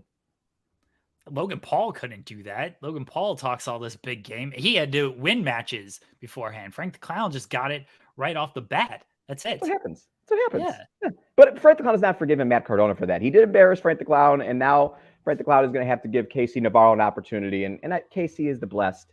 He's the Warrior Wrestling World Champion, and he'll take care of business as he always does. So listen, KC has had features written about him by Fightful, by Sean Ross Sapp. You have clearly attached your wagon to KC Navarro. Tell us why. I know he's the world champion, but tell us what makes KC that undeniable talent. In my opinion, KC Navarro is the best unsigned talent on the independents. If you watch him in the ring, he has incredible athleticism. He's just, when you look at him, you see a star. It's undeniable, his presence, everything that he brings, the charisma, the look. He's in great shape. He's everything that you'd want if you're a TV company looking to, bring someone in to make a true impact. So Frank the Clown, when he sees talent, you know, he's intrigued. It piques his interest. And KC and Frank the Clown have a lot of similarities. We have a lot of common interest, and it just was a match made in heaven. We blend together so well. We play off each other so well. And, you know, the star power that we both possess is just nobody's ever seen the likes of it before. So we've been doing this at Warrior Wrestling now for it's probably approaching a year. And KC, you know, time after time, month after month, show after show, goes out there. He puts on an unbelievable display of just athletic prowess. You like that vocabulary? And always comes out on top. And that's why he is the Warrior Wrestling World Champion. Well, the truly blessed, he'll yell at me if I don't do the full thing. The truly blessed Warrior Wrestling World Champion. He's taken it to Australia. He's taken it to Canada. He's defended it from East Coast to West Coast. The man's a fighting champion. Say what you want about him, but he does his work. Frank, why do you think so many people dislike you? Because Lance Archer is throwing you off of bleachers. Joey Janela is jumping off a goalpost and everything. Like, why are you so hated by everybody? I think you're a nice man. You're very friendly so far with me. Yes. Contrary to popular belief, Frank the Clown is a very nice man. However, there are many that are jealous of Frank the Clown because, again, Frank the Clown has been around the block for quite some time now. You had seen Frank the Clown in front row of many of shows over the years. You've seen Frank the Clown hugging the best in the world, close personal friend Phil. You've seen Frank the Clown at promotion after promotion. You've seen Frank the Clown on the WWE Network, now Peacock, in a reality television show, Holy Foley, which don't watch it. It's not that great. And people just don't like seeing others succeed. So therefore, naturally, they just are born to hate. They're born to want to hold people back. So guys like Joey Janela, like you said, and the psychopath Lance Archer, you know, Frank the Clown's had run-ins with Danhausen and Brian Pillman Jr., a bunch of these AEW jabrones, and they all want a piece of Frank the Clown to maintain a shred of relevancy that they're hanging on to. And they know that Frank the Clown, again, possesses star power, possesses getting buzz on the internet. So therefore, they try to make their name and, you know, stay just a little bit relevant off the back of Frank the Clown. I'm going to take a question from the chat. Oh, Chicago superstar and the voice with the most, Val Capone. Oh, my God. Why is that hair? Look at this beautiful mane. It's as clean as can be. It's you know, the roots are coming in a little bit, to be honest. You know, I don't mind the roots, but they're getting a little out of control. Frank the Clown may get it redone in the next few days or so. But, I mean, come on. Nobody has hair like this. I mean, it's going down to the middle of Frank the Clown's back. It's just a beautiful, glorious rainbow mane. So Val Capone, I don't know if we can swear on here, so F-U-C-K off. You can, by the way, swear on here. Val Capone also says he needs a set of clippers and a muzzle. That's not nice. See, just hated. Hey, Val Capone, get a life, okay? Why are you watching the show? Get a life. Val likes us. I don't like Val. There are also allegations. Joel Pearl pulled this up as you were on screen, which I didn't appreciate at all, by the way. But the allegations that you cannot fight, which I don't feel like that's true. Joel, you had that up on the screen as Frank was entering the chat. Again, very rude to our guest. But allegations that you can't fight either. And Warrior Wrestling's been in the chat this entire time just burying you. Yeah, well, Warrior Wrestling is run by a bunch of carnies. And they know Frank the Clown, what Frank the Clown brings to the table. Otherwise, they wouldn't keep bringing Frank the Clown back. It's undeniable. If Frank the Clown said it once, he'll say it again. But Frank the Clown fights only when he has to. He's a prize fighter. I'm not going to sit here and tell you that I'm the best wrestler in the world, but I can have others do my dirty work for me. And then, yeah, sure, Frank the Clown has to get his hands dirty every so often. He will do so, but it's not necessary. But Joel, or a wrestling fan, Frank the Clown in a fight against them, you know, don't let the frame fool you. Frank the Clown is under a very strict workout regimen right now, being trained by an unnamed AEW talent. And it's a very true story. And Frank the Clown will be revealing this beautiful, you know, toned body when he wants to. And then we'll see if people want to fight. You manage KC Navarro. Do you have your eye on any other talent that you can take to the next level like you've done with KC? Yeah, I mean, you know, in Warrior Wrestling, I'm leading a faction of great talent known as FTC LLC. It's a great name. It really rolls off the tongue. And in that faction, besides KC and myself, there's, you know, two hot up-and-coming stars. I don't even like calling them up-and-comers because I think they're pretty well established, especially in the Midwest. Trevor Outlaw and Storm Grayson. Storm Grayson, who's the freelance wrestling world champion. Trevor Outlaw's been everywhere. Black Label Pro. He's a graduate of the Nightmare Factory. They're both spring chickens, but they got some miles under their belt now. And then also Calvin Tankman is a part of FTC LLC, Heavyweight Hustle, former MLW tag team champion. And again, a man that's had championships all over the independents. And also Frank the Clown has association with Max the Impaler, who, they are quite scary. But Frank the Clown is, cut a deal with Max in exchange for shiny rainbow objects that they'll do, whatever Frank the Clown wants them to do. So, that's Frank the Clown's group at Warrior Wrestling. But, there's a lot of people that Frank the Clown thinks could use a little Frank the Clown in their lives, especially at All Elite Wrestling. Somebody like Abaddon, perhaps. Frank the Clown thinks that he can reel Abaddon in and really kind of unleash that inner potential that's there, that we all know is there, that maybe hasn't been given the proper opportunity. Somebody like Zach Clayton at AEW, a former reality star himself on Jersey Shore, seems like he might be flailing a little bit in AEW, looking for that right opportunity. Frank the Clown, wherever Frank the Clown goes, success follows. And again, there's the Renegade Twins, Nyla Rose, Marina Shafir. There's a lot of people Frank the Clown has his eye on, because Frank the Clown's very confident in his abilities to elevate talent and, in turn, elevate Frank the Clown and bring us up to the top where we belong. How about Puff? Do you have your eyes on Puff? Because once upon a time, he had his eyes on you in a no-ring single light tube death match. That was not sanctioned, so it does not go on the record books. Again, I've only had the one singles match. It was a non-sanctioned, I guess, fight, if you want to call it. But yes, it was a single light tube death match. Now, Frank the Clown did grab the light tube. He didn't win when you grabbed it. He just got to use it. He wound back. He hit the wall. I hit the wall and exploded all over Frank the Clown. So, I'm not great with light tubes. It's just one of those things. So, it didn't end well for Frank the Clown, admittedly. It was a disgusting, filthy venue in the middle of Dallas, Texas. There's a toilet, literally a toilet in the middle of where these animals would fight. Frank the Clown got paid a lot of money to be there. So, he did it and he was obligated to do so. Puff isn't a bad guy. He's a large guy. Not a bad guy. Significantly large man, but definitely not a bad guy. Just really, really big. But Frank the Clown likes those with great cardio. He can't say that Puff has great cardio because he's a large man.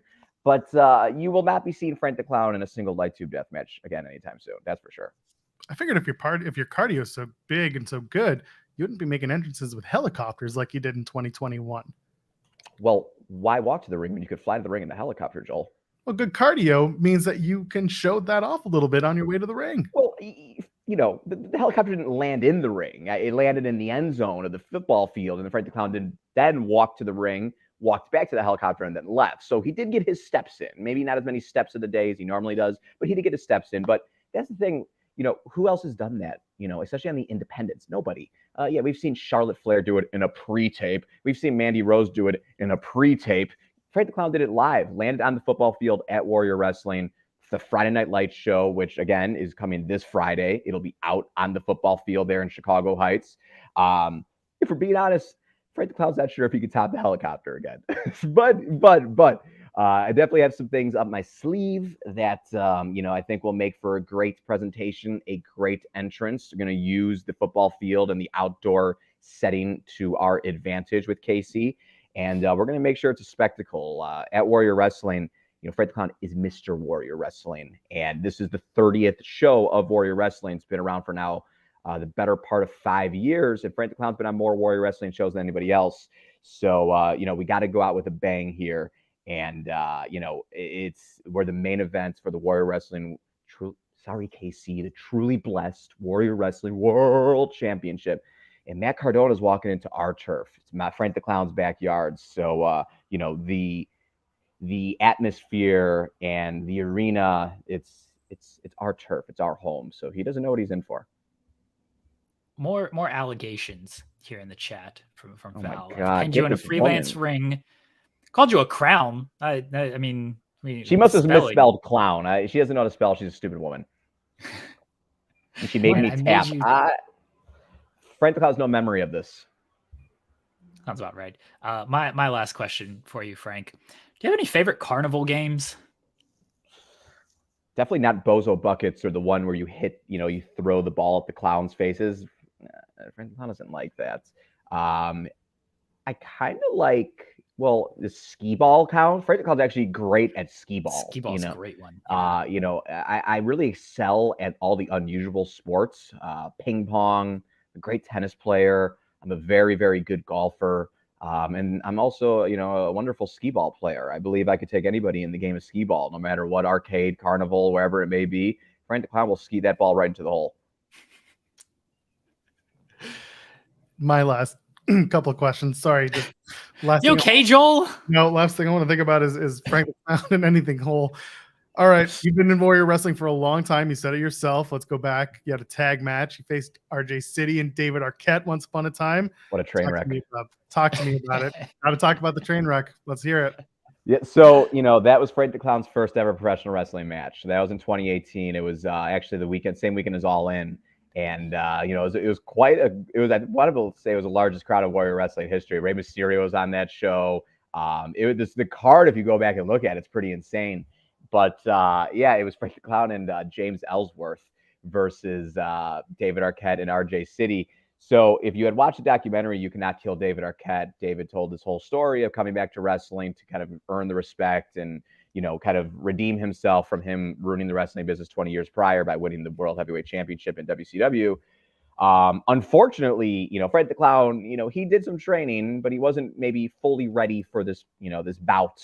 And David Arquette did wind up pinning Frank the Clown. So, I have the wonderful, wonderful badge of honor that David Arquette pinned me in his, it was his second match back, I believe. So I was his first victory in his little publicity stunt comeback tour for his little documentary.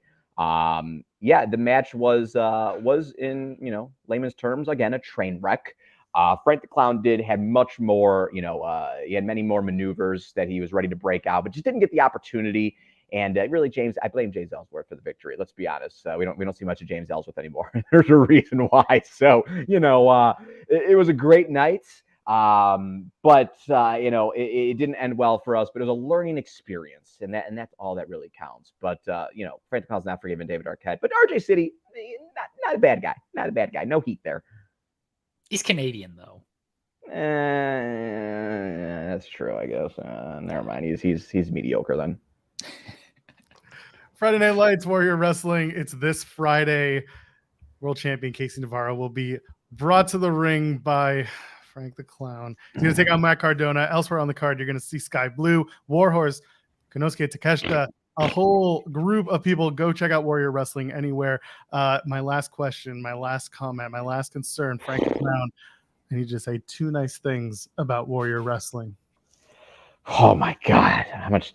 Oh boy. Well, firstly, Warrior Wrestling, it's written in Frank the Clown's contract. He has to do media obligations, which is why he's here right now. Frank the Clown's actually on a little bit of a getaway. He's in Branson, Missouri right now. There's a beautiful view that you cannot see right now, and he had to take time out of his morning.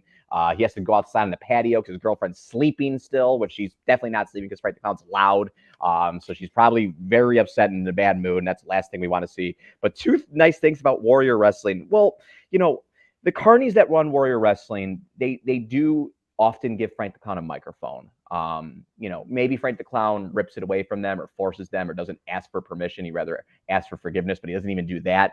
So, that's cool. And they've also allowed FTC LLC, the hottest faction of the independents, to, run roughshod.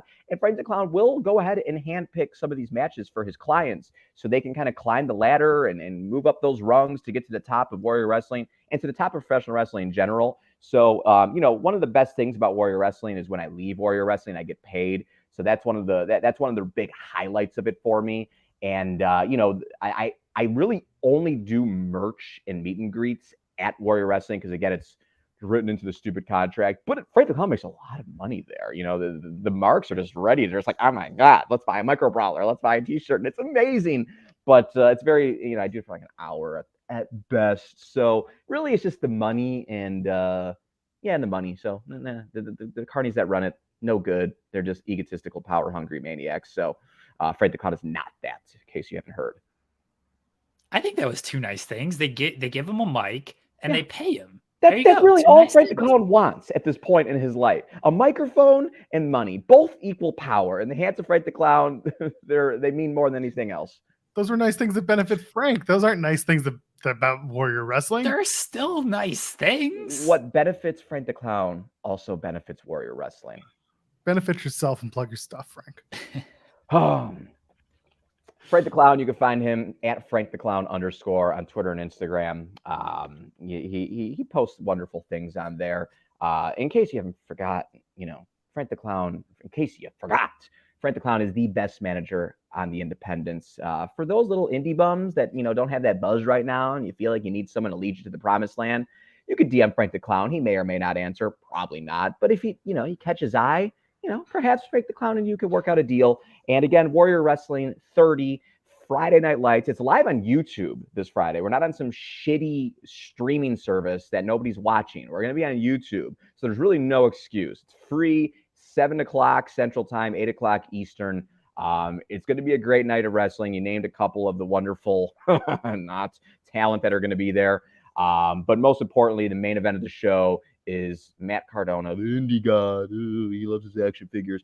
Let me tell you something about Matt Cardona. Frank the Clown has a much larger Funko Pop collection than Matt Cardona has a Hasbro collection. And Frank the Clown will bet on that against his truly blessed Warrior Wrestling World Champion, KC Navarro. It's going to be a spectacle, and I suggest everybody watches it. So don't watch Friday Night SmackDown. The Tribal Chief, no, don't turn into him. Turn into the Tribal Clown. Thank you, Frank. Frank was great, Joel. Everybody watch Warrior Wrestling this Friday. Thank you, Frank. Enjoy the rest of your day, man. I can't wait. I mean, you're Branson, in Missouri. Yeah. I mean, I've been in better places, to be honest. But I had a wonderful night on the water on a boat yesterday. And today we're going to have a wonderful steak dinner and going to get some breakfast now. So Frank the Clown must leave. Frank the Clown Okay, must how do leave. you like it? Wait. How do you like your steak? Gotta ask this. Medium rare. Well, what kind of question is Okay. that? All right.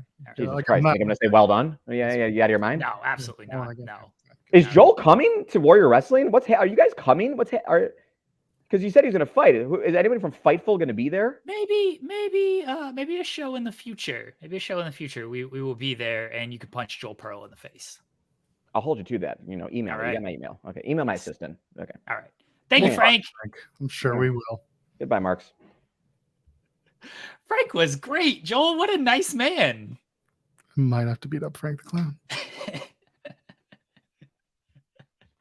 He was so friendly, answered all the questions, said nice things about Warrior Wrestling, put over a lot of different talent and everything. He's willing to beat you up. I love that. Piece of garbage human being, Jeremy. Why is everybody so mean to Frank? I thought he was very friendly.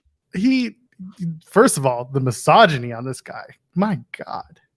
Yeah, I mean, I didn't, agree with that. He didn't need to say the mean things about the women, but he has a girlfriend. So, he's not looking for anybody else. He has a right hand, Jeremy. He has a right hand at best. Okay. I feel like this is a guy who needs to be punched in the face. It's just, listen, I'm not saying it's me. Maybe I'm not much of a punch a guy in the face kind of guy. The amount of fights I've been in my life, not a ton. Might have to find someone to beat up Frank, or no, do it yourself, Joel. Push comes to shove, I might have to beat up Frank the Clown myself. Dude got my go. Do we need to get you in like some jiu-jitsu classes or some taekwondo? You know what's funny is that there's a Brazilian jiu-jitsu like school that just opened up literally like in the bottom of my building, like not in the building, but just like, how some buildings have shops outside of them. We got one of those. So I have to train up to beat up Frank the Clown. My God, fight the clown. By the way, the show Warrior Wrestling this Friday is, by the way, sponsored by Manscaped, presented by Manscaped.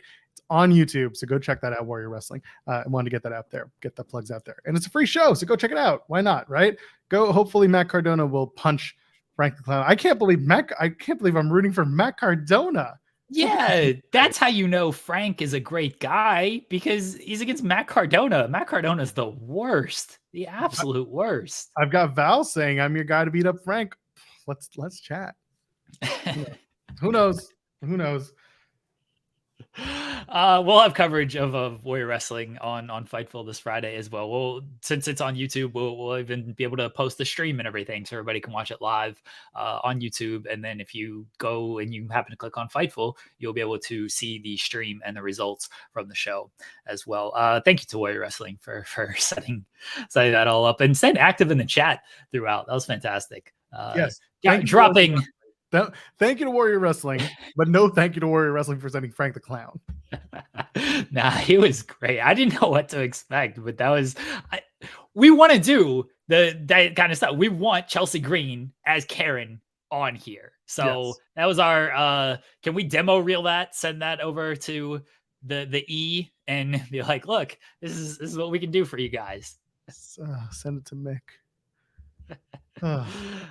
Warrior, thank you again, Warrior Wrestling. Thank you. Yes. And we are going to have KC Navarro on the show. Hopefully on Friday. We're in talks to set that up. It's looking promising, so I think that'll all work out. And yeah, shout out to Warrior Wrestling. They contacted Sean to be like, hey, any interest? And then we are a hit on this channel allegedly. They're like, yeah, let's set some stuff up. And this is what we've got cooking. So again, shout out to them.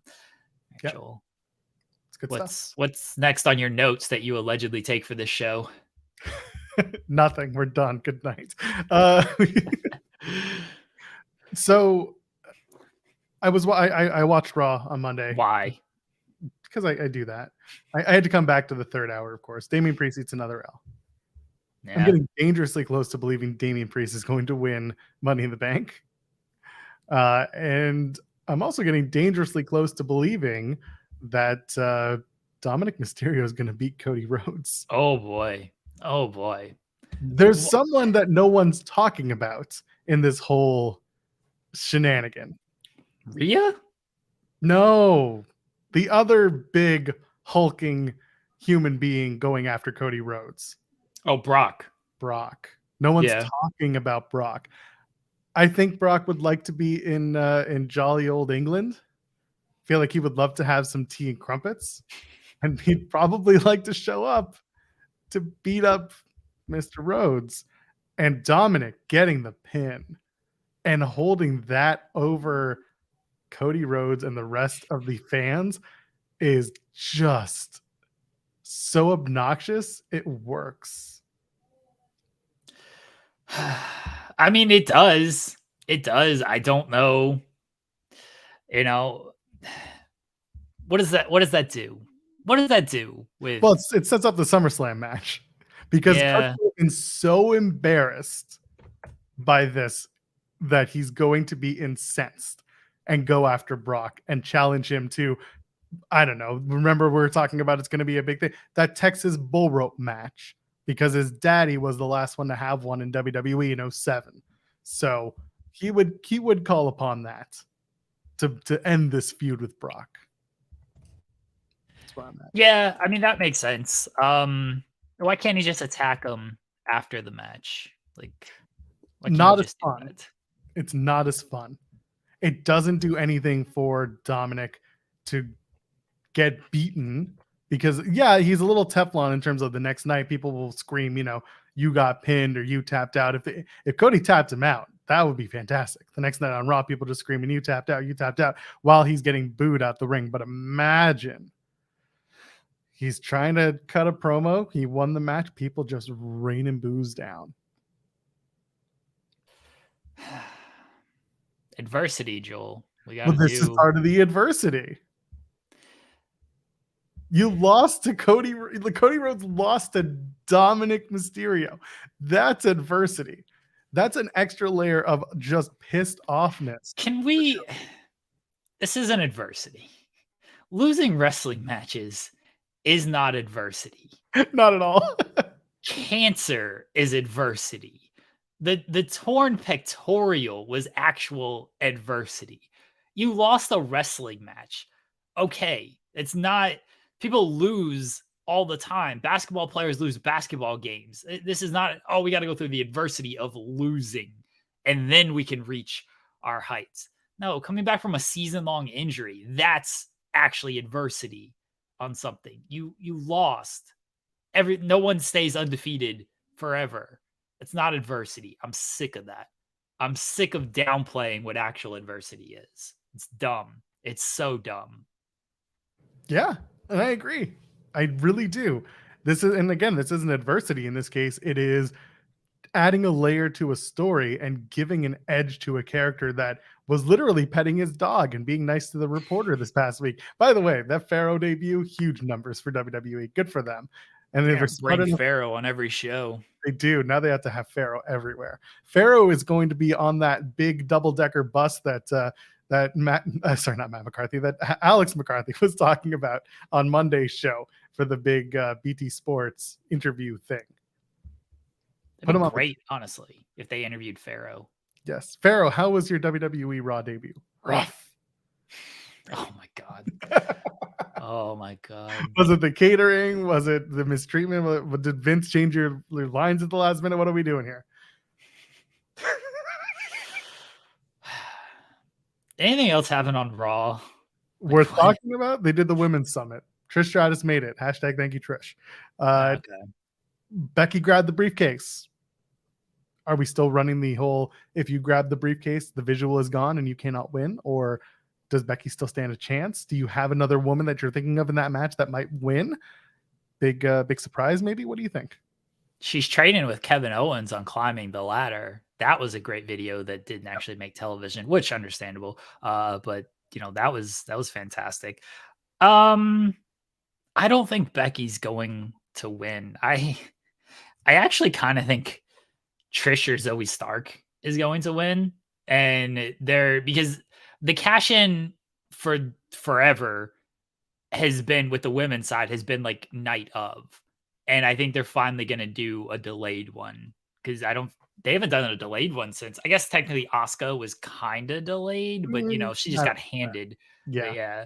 The last delayed one was Carmella, and that was the most delayed one. And that was the first year. So I think they're finally going to do, and they're going to have the heel keep it for a while. And look, if it is Trish, then you can get a lot more mileage out of, Trish just having that briefcase and holding it over. Or if it's Zoe, Trish can talk her up a lot as well. So I think it's going to be one of them, and they're going to hold on to it for a little bit. Yep, I agree. This is the year where the women's Money in the Bank holder should be holding that briefcase for a while. At least 30 days, let's say. At least a month, and that's not long, but it'll be, it would be 29 days longer than the last few winners. So let's hope that if it's going to be anyone, I'm fine with Zoe Stark. I think Zoe would be a shock. I think Zelina Vega would be a shock, but I don't necessarily want that because she's not a babyface, or sorry, she's not a heel. She's very much a babyface right now, and unless you turn the entire LWO, then it would work. But it's a heel briefcase. We talked about this. It's used to turn around and steal a victory. Everyone who's called their shot hasn't really come out much from it, other than John Cena in 2006. Nothing else. Bailey was a babyface when she cashed in immediately, right? And beat Charlotte. That was probably the last time where it felt like a big deal when a babyface. See, I think you can. Yeah, live as well. I think you can still you can do the babyface immediate turnaround, especially if you're doing it on a heel champion, which both champions are heels right now. Like if Zelina, after getting beat by Rhea all this time, turned in and cashed in on her, she'd get the big pop. But Rhea doesn't have a match at Money in the Bank. I guess she's gonna beat up Natalya again on Raw. She doesn't have a Money in the Bank match to do the immediate kind of cash in, and that's when they would do it. They're not going to send Zelina out there cold to cash in. So yeah, I don't think it's going to be a babyface cash in though. I think it's going to be a heel win and a delayed wait for it. Yeah, delay it. And again, I like Zoe Stark holding it. I think it adds, again, talking about layers, it adds layers to the story between Becky and Trish. It adds the story of Trish and Zoe as well. It's a lot of things that when people were talking about the Money in the Bank men's ladder match, some people were talking about Jimmy, Jay, or Solo holding that briefcase and Roman being a little, leery the entire way. You can do that with Zoe. It's a little different because this is just Trish feeling like, you're going to steal my spot. You're going to steal my opportunity. And Becky being like, I hate all of you. There's some opportunity there. I like that. You can do that. We'll talk more Money in the Bank on Friday, as we would be a day away from the show on Friday, and we have SmackDown to talk about as well. Briefcase of a champion. That's all I gotta say. I would love that promo to cut. Oh my god, if he cut that promo, if he wins and cuts that promo, does shoes of a champion on Raw or on SmackDown, I would be just delighted. Let's preview Dynamite real quick, because that's coming up tonight. What do we got? We got a big tornado tag team match. I don't know, man. I can't. Between Frank the Clown and now the Painmaker coming back. Painmaker Chris Jericho is back to take it with Sammy Guevara to take on Darby Allin and Sting. Is this the loss for Sting and Darby? Is it Jericho and Sammy? Is this the L they finally take? Chris Jericho pins Sting to set up? Why? I mean, I don't know, but at some point, Sting's got to take an L. And Chris Jericho, who's taken a lot of L's recently, could be looking at this of like, let me get that. Let me get that victory right there. I'm just throwing it out there that this might be the W for Chris Jericho, and this might be the L for Sting. What if Sting pins Jericho and that pisses off Jericho so much even further that he throws another water bottle at the journalist? And no, but seriously, what if it is Sting pins Jericho and that just goads Jericho so heavily into, more matches, more fighting, whatever it is, just something like that. What is the more fighting? Like, I think the story is partially with Sammy, right? So I think if it's okay, Sting pins Jericho, and then Sammy realizes, oh, maybe Chris just doesn't. He's not very useful to me anymore. He's taken a lot of losses. I think that could be the story. Sting pins Jericho. Sammy realizes Jericho just isn't valuable. I think there's also a story to Jericho pinning Sting and Jericho explaining to Sammy, hey, this is why I'm still valuable. This is why you still needing me, and still kind of, manipulating Sammy a little bit with that. So it could go either way, and I'm leaning towards the latter as Sting finally takes that loss. And Darby's just standing off to the side being like, all right, nobody wants to talk to me. I'm just going to go hang out in the corner. Like, we're not even talking about Darby Allin in this case, but is there any character development opportunities for Darby out of the four of these guys in this match? Is it worthwhile to do anything with Darby since we have so much going on? I don't think this is really about Darby. I think this is the development for Darby would be the Sting story. Sting finally takes that loss, and then Sting is a little bit like, oh man, he said he doesn't know when he's going to retire type of thing, but he feels like it might be by the end of this year. He said it wasn't going to be Wembley. Wrestlers, they tell the truth. So it could be Sting is kind of doubt, he finally takes the loss, and then Darby has to kind of talk him up of no, you're still Sting. You still got it. So I think that's how you can factor in a Darby development, without him being factored into the pinfall or anything. Tomohiro Ishii takes on Jon Moxley. Sorry, Ishii, that you had to stay in Hamilton for the last few days. I hope you found what to do. This, I guess, was supposed to be the Danielson match because Bryan had mentioned that he wanted to face Ishii one-on-one, but clearly not going to be the case, at least not for a while. So Jon Moxley pulls the draw. What do you think, Ishii and Moxley?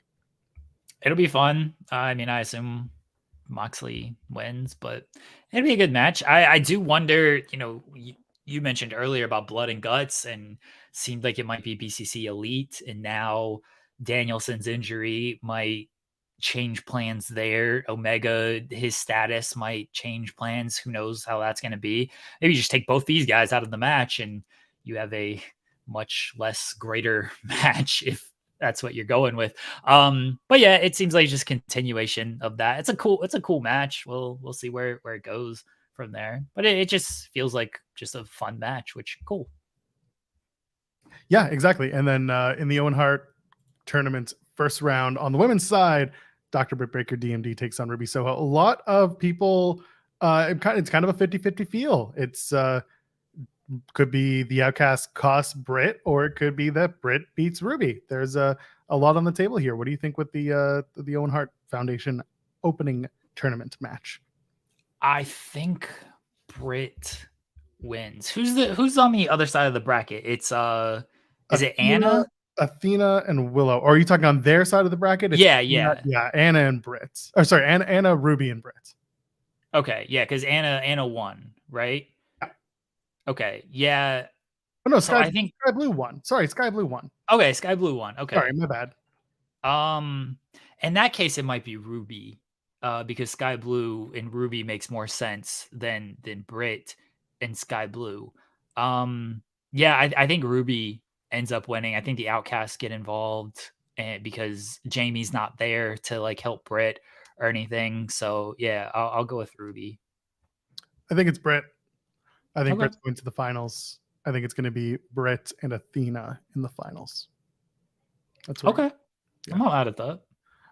And then of course they're also going to have most of the other stuff is happening on Rampage or Collision. So we a lot of people talking. We'll hear from MJF and Adam Cole, baby. Yeah, we'll hear from those guys. We'll hear from these guys as well. Jungle Boy Jack Perry after beating. Does he do a You People? Does he do a You People 100%, promo?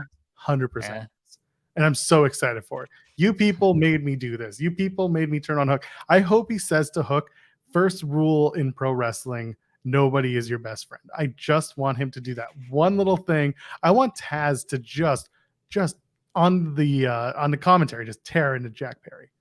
And like and Jungle Boy has no idea it's happening, but then he watches this back sometime and he goes after Taz. And that brings Hook out, and that kind of kickstarts the inevitable, match that we're gonna have with these two.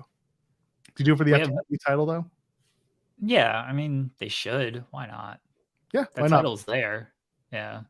More pairings for the Blind Eliminator are announced. Yes, more pairings for the Blind Eliminator. I hope. Oh, okay. Teams with wow. Oh, that's surprising. That's a great team. Yes, sounds like fun. Did I say this with you or did I say this with Kate? It really just feels like this entire tournament is going to end up Adam Cole and MJF can coexist until the final, when MJF clocks Adam Cole with the Dynamite Diamond ring, costs him the match. He loses the pinfall in the finals to whoever wins the blind tag eliminator. Why wouldn't MJF want more gold? Because he doesn't want to wrestle more. His biggest problem with getting drawn in this tag eliminator was that he'd had to wrestle more. He lets Adam Cole just do all the work. Exactly. And Adam Cole does all the work and continues to win and drag him along. But here's the caveat. MJF also loves to win. So every time Adam Cole is about to get the win and, does his shining knee, MJF blind tags and takes the pin away from Adam Cole. But they win. Yeah, they win. And then MJF, this is how they win the tag titles. They don't win the tag titles. They don't. No, they do. No, they cannot. Yeah. Because MJF is like, I don't want to work more than I have to. I ain't going anywhere else. Adam Cole's doing all the work. MJF is taking all the glory. He's the tag champ. He's the Dynamite Diamond Ring champ. He's the Triple B champ. Give him the TNT title. That thing's being passed around. Let him have that thing too. Pretty easy to get your hands on it, but I don't think MJF wants to work on Rampage. He doesn't want to work on Collision. He's working on Collision this week. He's wrestling this week. It's going to be a big deal. MJF making a Collision appearance. 3 shows in, they're already putting MJF on the show. Does that mean that Collision's a huge failure? Is that what we're saying? No, we're not doing that with the ratings just because they fell. Everything. You know how I wanted to start today's show, by the way? I wanted to say, Jeremy, I want to talk about ratings. And then you would have been like, oh God, no. And I would have been like, Showbuzz Daily announced that they are ceasing operations. Yeah. Showbuzz, man. This is the second time, by the way. It is, and then they came back after the first time. They really didn't even like take a hiatus on that. I loved their statement where they were like, "We appreciate everyone, except these wrestling trolls. Like, you guys suck." They're not long though. They know. They know, right? They They absolutely know. They've definitely been a part of it. Anyway, let's get out of here. We've done our time. We're not going over this week, baby. We'll be back on Friday. KC Navarro is going to be here from Warrior Wrestling. He is the Warrior Wrestling World Champion. Who else is going to be on the show? I don't know, but maybe you'll find out soon enough when we announce those people. Jeremy, go ahead. Plug the stuff. We'll go home. I don't know. Fightful overbooked. That's where you want to be. That's where you're at. If you're listening on audio, please leave us a good review on iTunes or whatever platform you're listening on, because that helps us. And again, go to fightfuloverbook.com. You can subscribe. You can support all the great contributors we have over at fightfuloverbook.com. Shout out to the Tag Talk girls, Haley and Kylie. They'll be on hiatus for a little while, unfortunately. Very sad. But once they are ready to return, they are more than welcome to return. We have New Japan Bread Club, new episode probably next week. I believe the new episode will be next week. New Japan Bread Club, indeed, tonight with Mike and Righteous Reg, an hour early because Mike is headed to Dynamite tonight. He is going to be at the Hamilton event for Dynamite, so an hour early for Indeed tonight, coexisting with Rob and Maggie Fridays, 3 p.m. Eastern, right here on this channel. All our interviews are cut as well. Joel and Kate at 8, Sundays at 8 o'clock p.m. Eastern. I think that's all the shows that we have. I think you got it. Looking forward to it. Look at me. There you go. It's going to be a lot going on. So like Jeremy was saying, Indeed does drop at 5 p.m. Eastern tonight. So go enjoy that and enjoy Dynamite. Enjoy the rest of your Wednesday. I am at Joel Pearl, JOELPEARL. Go ahead, leave a thumbs up on the video and subscribe to us here at Fightful Overbooked. If you tap that bell, notifications come your way and you'll see all the content that we drop, because we're not kidding, every day, more than once a day. Okay? Till then, ladies, gentlemen, friends beyond the binary, we'll see you in the next one.